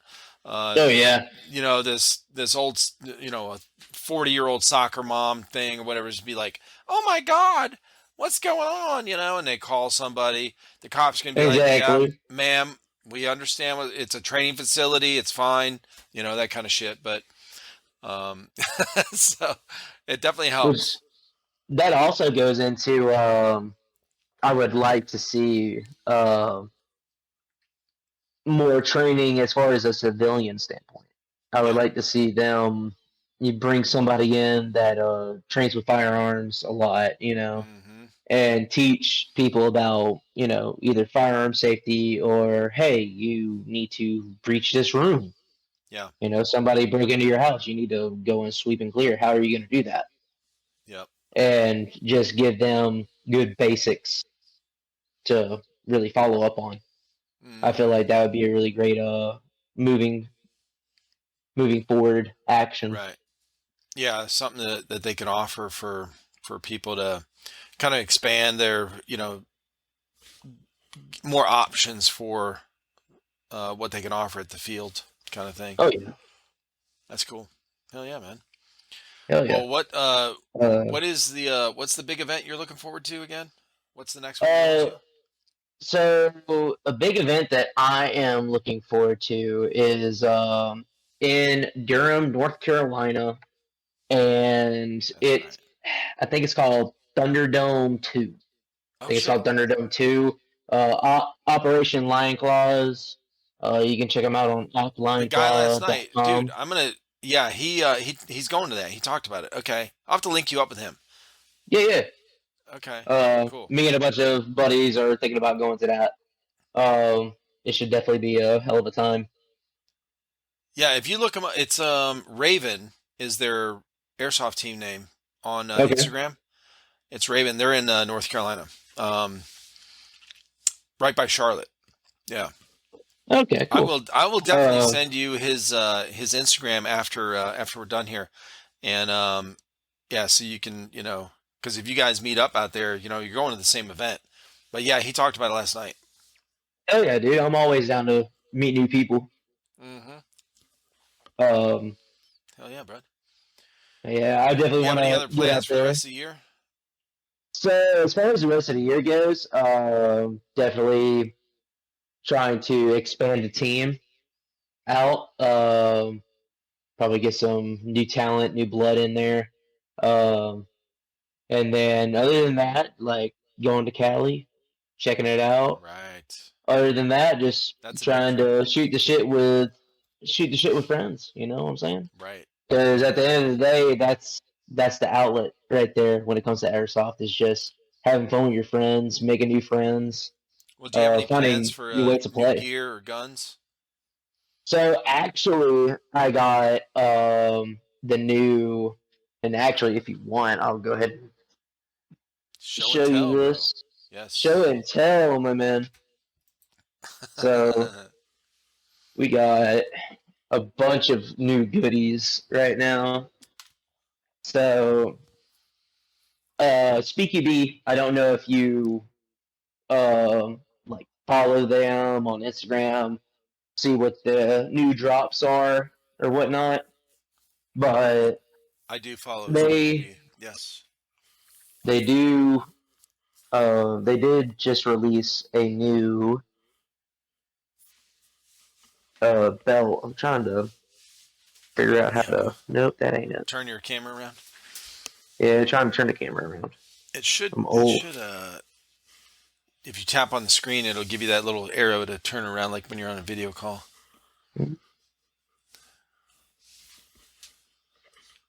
That ain't it. Anyway, I'll just do it like this. I Whoa, that's cool. got the new Speaky B belt. Nice. What I really like about it is that right here is nothing but Velcro. Yeah.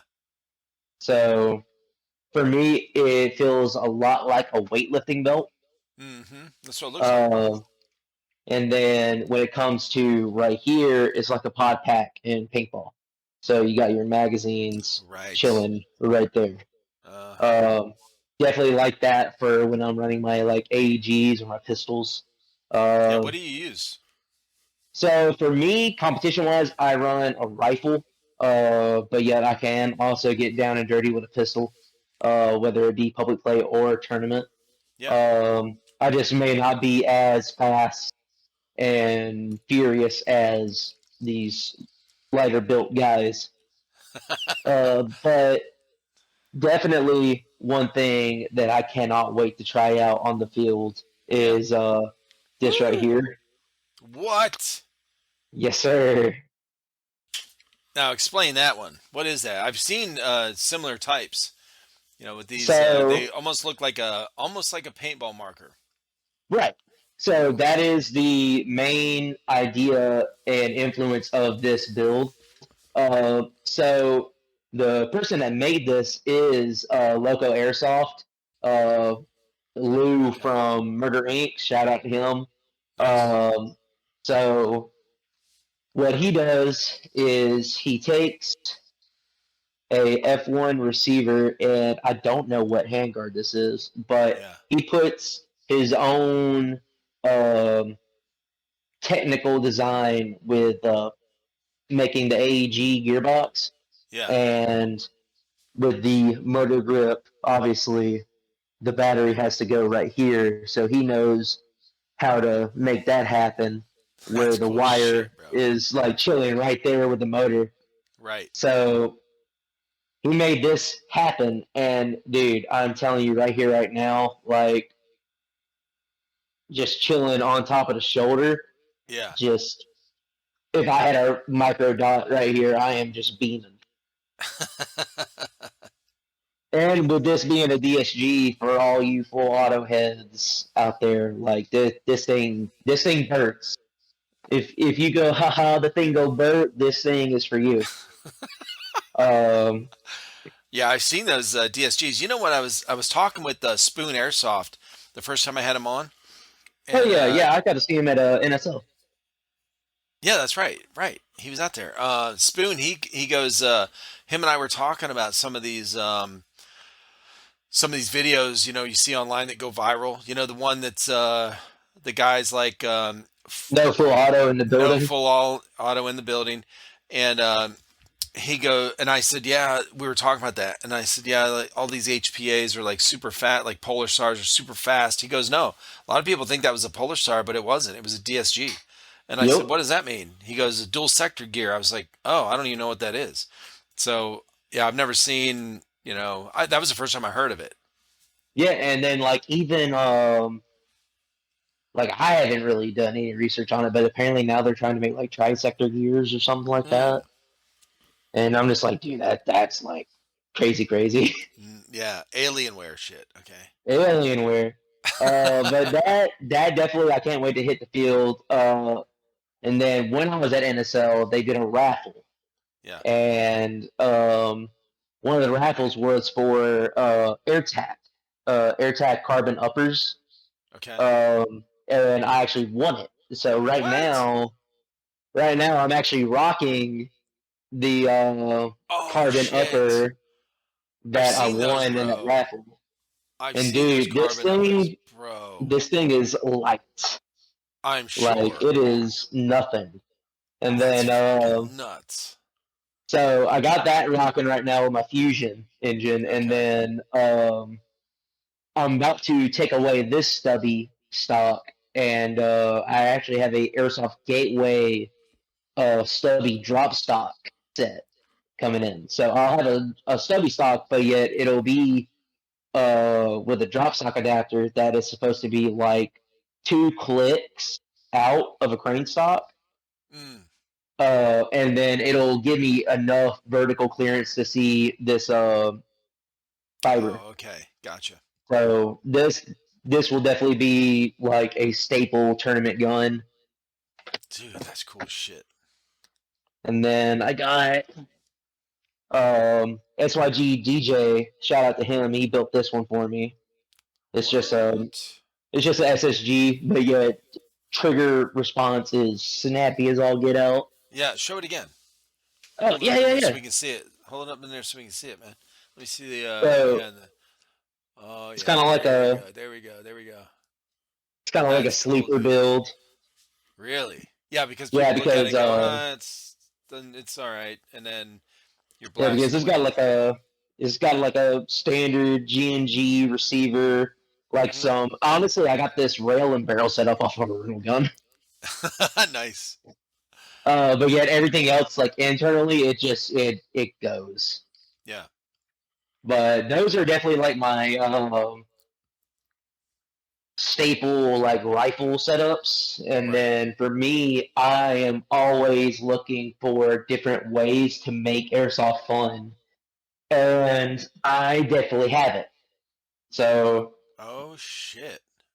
I That's have that's a shotgun. shotgun with the mag adapter and the aluminum PCU tracer. What? So this thing's hella fun. I love playing with this thing every time I get a chance to. Yeah. I got a VFC MP5 Oh, that's awesome. Hell yeah. that I still honestly haven't even played with this thing yet Yeah. because I've been waiting to upgrade it first. Gotcha. And then probably, well, my latest addition and probably the most fun Yeah. is the CQB sniper. Whoa, that thing's fucking short. And you got a Yeah, slaughter patch on it. God yes, bless it, man. sir. Hell One of yeah. one, baby. One of Shout one. out. That But is this cool. thing is really fun. Even with a paintball mask, I can look down the EOTech, Right. and I'm beaming people. So explain that. I've heard, people have talked about this thing for the last probably month that I've been, people I've been talking with on the podcast. So the CQB sniper. So what is it, Yes. and why is it considered a sniper when it's fucking short as shit?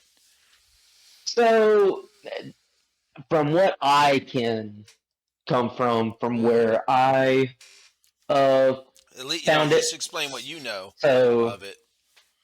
CQB sniper, it's like Like what us makes it a indoor sniper? Is it guys because it because it's shoots bolt high action. FPS? It's bolt action, right? Yeah. So CQB Sniper Gang started out in Cali with Bacon from Murder Inc. and Scotto from HSA. Yeah.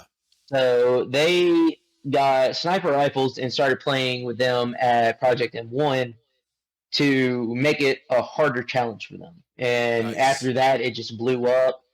Um, I was talking to Bacon about it, and I was like, dude, like I've been seeing y'all really go at it with the sniper rifle. I'm thinking about getting me one.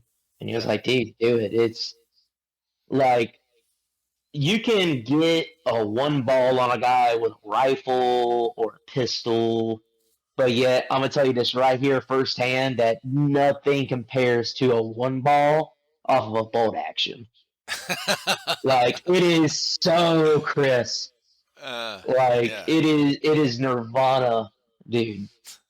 Um, because it's just fun. It's fun to have that little extra bit of challenge where it's like, oh, these guys can just like trigger spam me and pin me down, but yet they let off the trigger for 1 second and I just peek in and Yeah. then peek back out and there they are walking off back to respawn.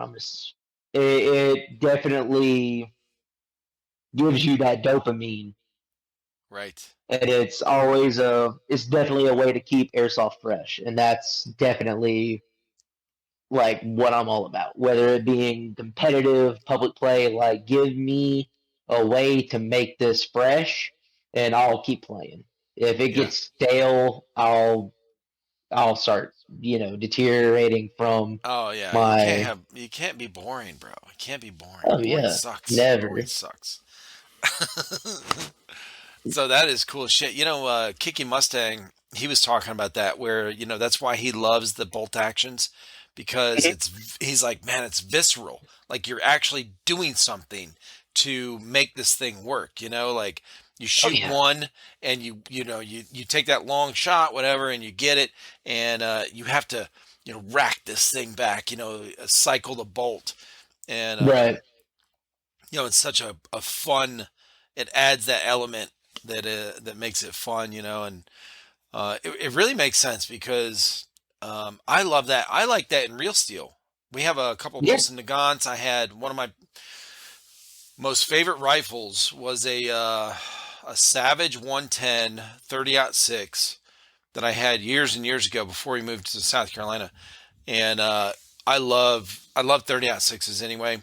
But it was a bolt action full. It was it's an older rifle, older model. It has solid wood stock, steel butt plate.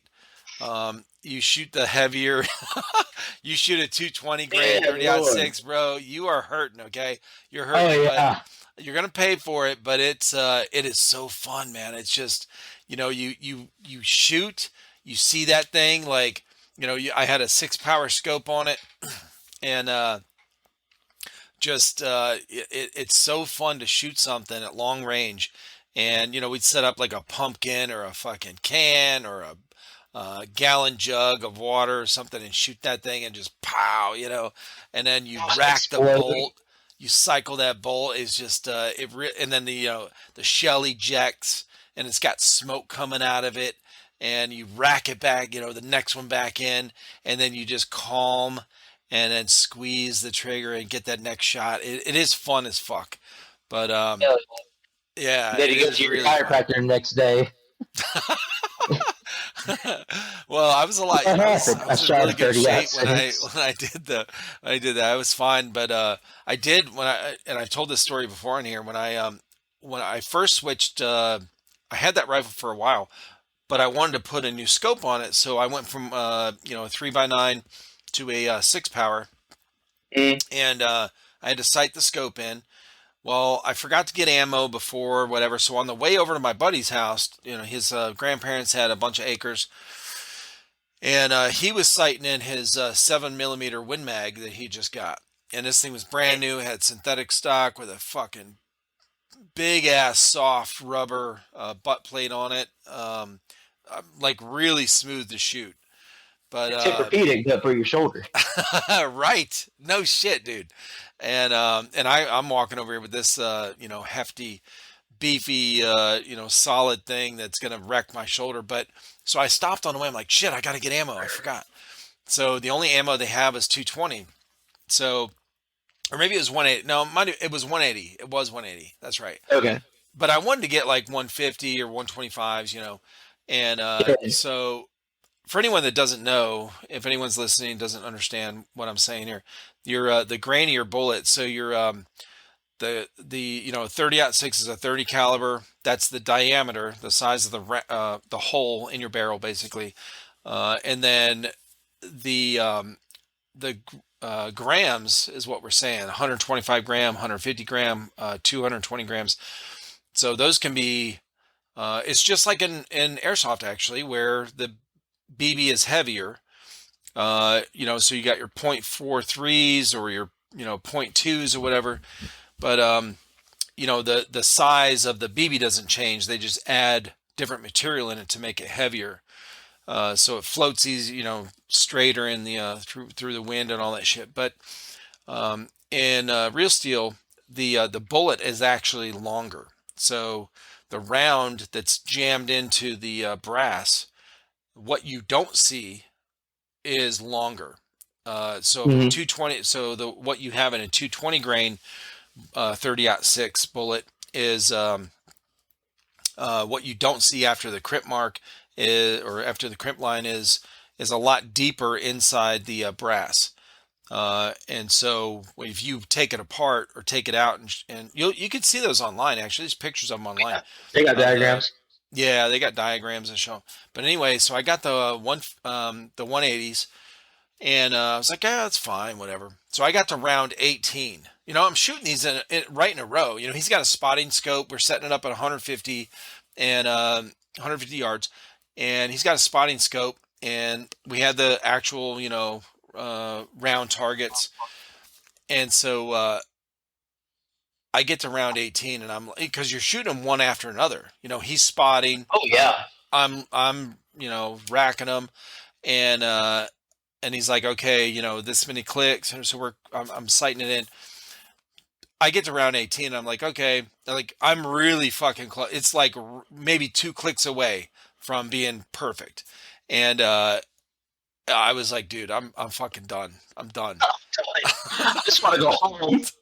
I'm done. Well, we didn't have a table either. We're literally laying on this angled, not angled, but piece of ground by the tree that we set up these sandbags on, and we're laying out, and so the angle of the rifle, the way I was laying, and because I was propping it up on the sandbags, was kind of not seated properly in my shoulder like it should be. It was kind of up Like a right there little. at collarbone. Yeah, close to the top Yeah, of I the hate shoulder. collarbones. When you're laying down and prone, it's so it was kind of facing forward, so it was kind of like on the top by that bone, so it was hitting probably half on my muscle and half on that bone, and Yeah. that steel butt plate, bro, is not forgiving. So I'm like, Mm-mm. okay, I'm done. He's like, you got 2 more rounds, you can really get it dialed in. I was like, I'm good. I'm fucking You know good. what? Like, You do it. I'm good. Well, You do it. so he shot mine too. He shot a couple rounds out of it while I was doing it, and I shot his as well. And it was like a marshmallow, bro. His with the synthetic stock and that thick ass rubber butt plate was it was like a Yeah, marshmallow on that my was shoulder. heavenly. I bet. Oh, it was. It really was. And then he shot mine. He's like, yeah, that. Yeah. Okay. But I mean, Why my bones hurt? when you're out there in the woods, once you get it sighted in, you're not going to shoot, 5, 6, 7 rounds in a row. Oh no. It's Right. It's If one or you two do, there's a rounds. problem. Yeah, no shit. Yeah, you're fucking up. Oh Lord. Hell But yeah, yeah, buddy. that was like that was like my buddy. He brought his shotgun, and I cannot recall what stock he had, but it was just like had no rubber whatsoever. But he's like, "Oh, it doesn't matter. I got the shock absorbing buffer tube set." Yeah. And I was like, "Well, For what, a okay, 12 gauge? yeah, for a 12 gauge, but yeah, they Yeah. put double aught buck in it." What? And yes, and he didn't Bro. tell me. He was like, "Bro, it'll be fun." After I dumped the whole tube, dude. Dumped the whole tube, and I was like, "Yeah, I'm gonna have to go to the chiropractor tomorrow."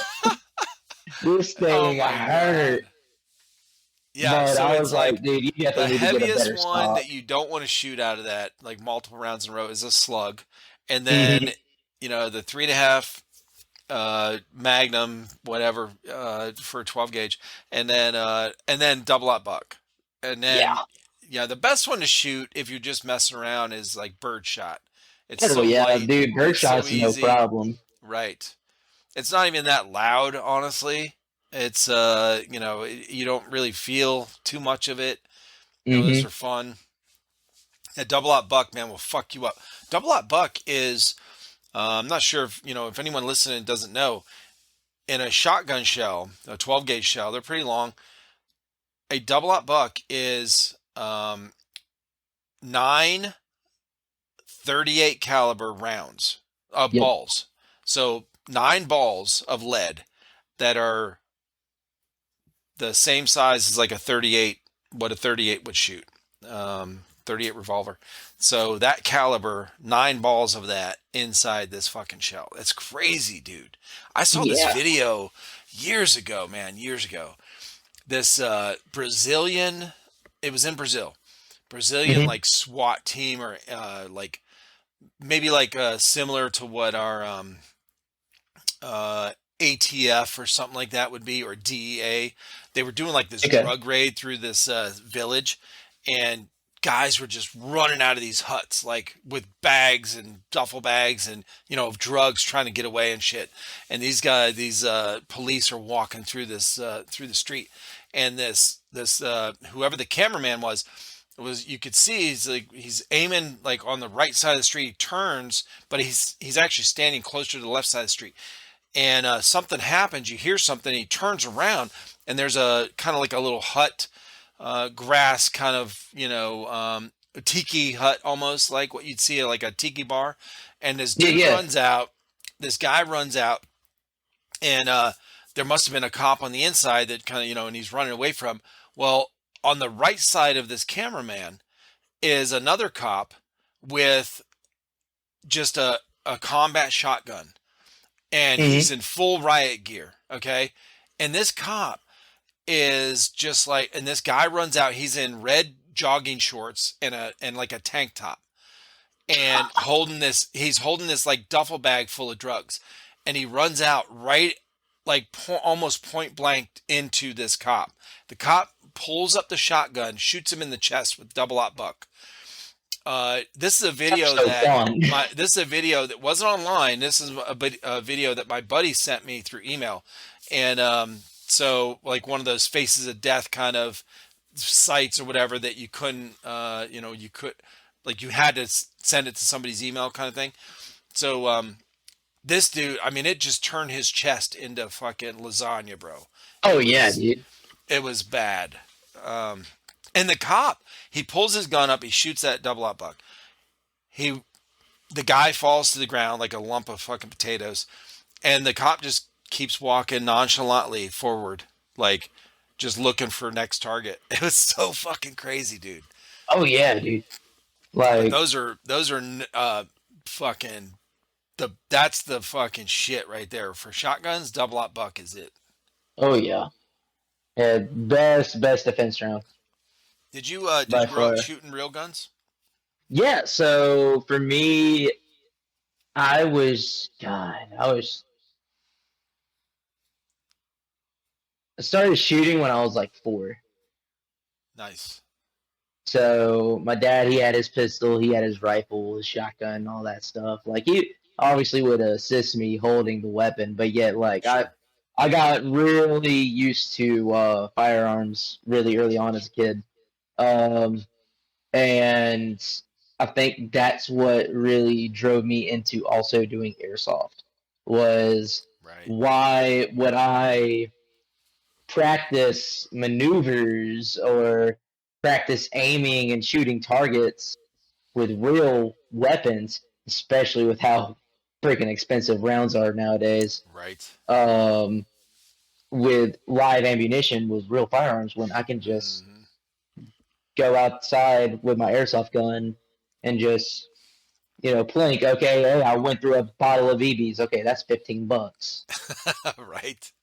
Versus, hey, I shot 10 times. That was like $20. Yeah. No shit. um, My so, son built. Chris built a 50 Beowulf, 50 cal ooh, Beowulf, and those rounds are okay, expensive as fuck, man. But it's yeah. fun to shoot. It's fun to shoot. What are they like two around, I think it or is am two I round. Yeah. Uh huh. two around? Hmm. Yeah, Yeah. because like I think hell, dude, 9 millimeter is like almost $1 a round. I know, right? It's because When dude, we I started. carry a 43X, and that's just ridiculous. Oh, what is that? The Glock 43X. It's Oh, like okay. Gotcha. the subcompact 9 millimeter. Right. Yeah, yeah, that's right. I did hear about that not too long ago. Yeah, Hell yeah. it's a nice little gun. I Yeah. cannot complain about it, especially if you get the flush mags for it. Oh, okay. Yeah, those are tiny. We had Oh yeah. I've got a revolver, a 1955 Smith and Wesson Model 10. Ooh. This is a service revolver given to or issued to sheriff department in Ohio way back in 1950s. And Dude, my no wife's shit. grandfather, yeah, my wife's grandfather, it was his. So he got out. He was in World War II. He's dead now, but he died probably. I mean, he was in his 80s, I think, when he died. Mm. Um, but he got out of the military. He was in the army for a long time, and then World War II, whatever. And then when he got out, he went to sheriff's department in Northeast Ohio, where we're from, and he was on the sheriff's department for like almost 30 years. But that was his original issued weapon when he first got to the sheriff's department, and in the 50s, and he gave it to me. So he had this huge gun collection, but he gave it to me, and it was really cool. So he had a son, but his son didn't go in the military, and since I was, him and I got along really well. Her Mm. grandfather, and he gave me that revolver. Man, it's classic, bro. It's fucking cool as Oh shit. yeah. Yeah, That right 38 there, that's a wall revolver. piece right there. Yeah, they're fun to shoot. Just really simple and easy, and it's weighted perfect. Very little recoil because of how it's balanced. Mm. Hell yeah, man. Heck yeah, dude. Well, dude, That you is. live close enough. We have definitely got to get together when we have some of these parties, whatever we get together, or we go to an event. Me and my boys go to an event that you're going to go to. Whatever, we'll have to link up, Oh, and dude, for sure. that'd be fun, bro. Well, Nothing it's but been a phone all call away, man. right. It's been great talking with you, man. Tell everybody where they can find you and your team and all that kind of stuff online.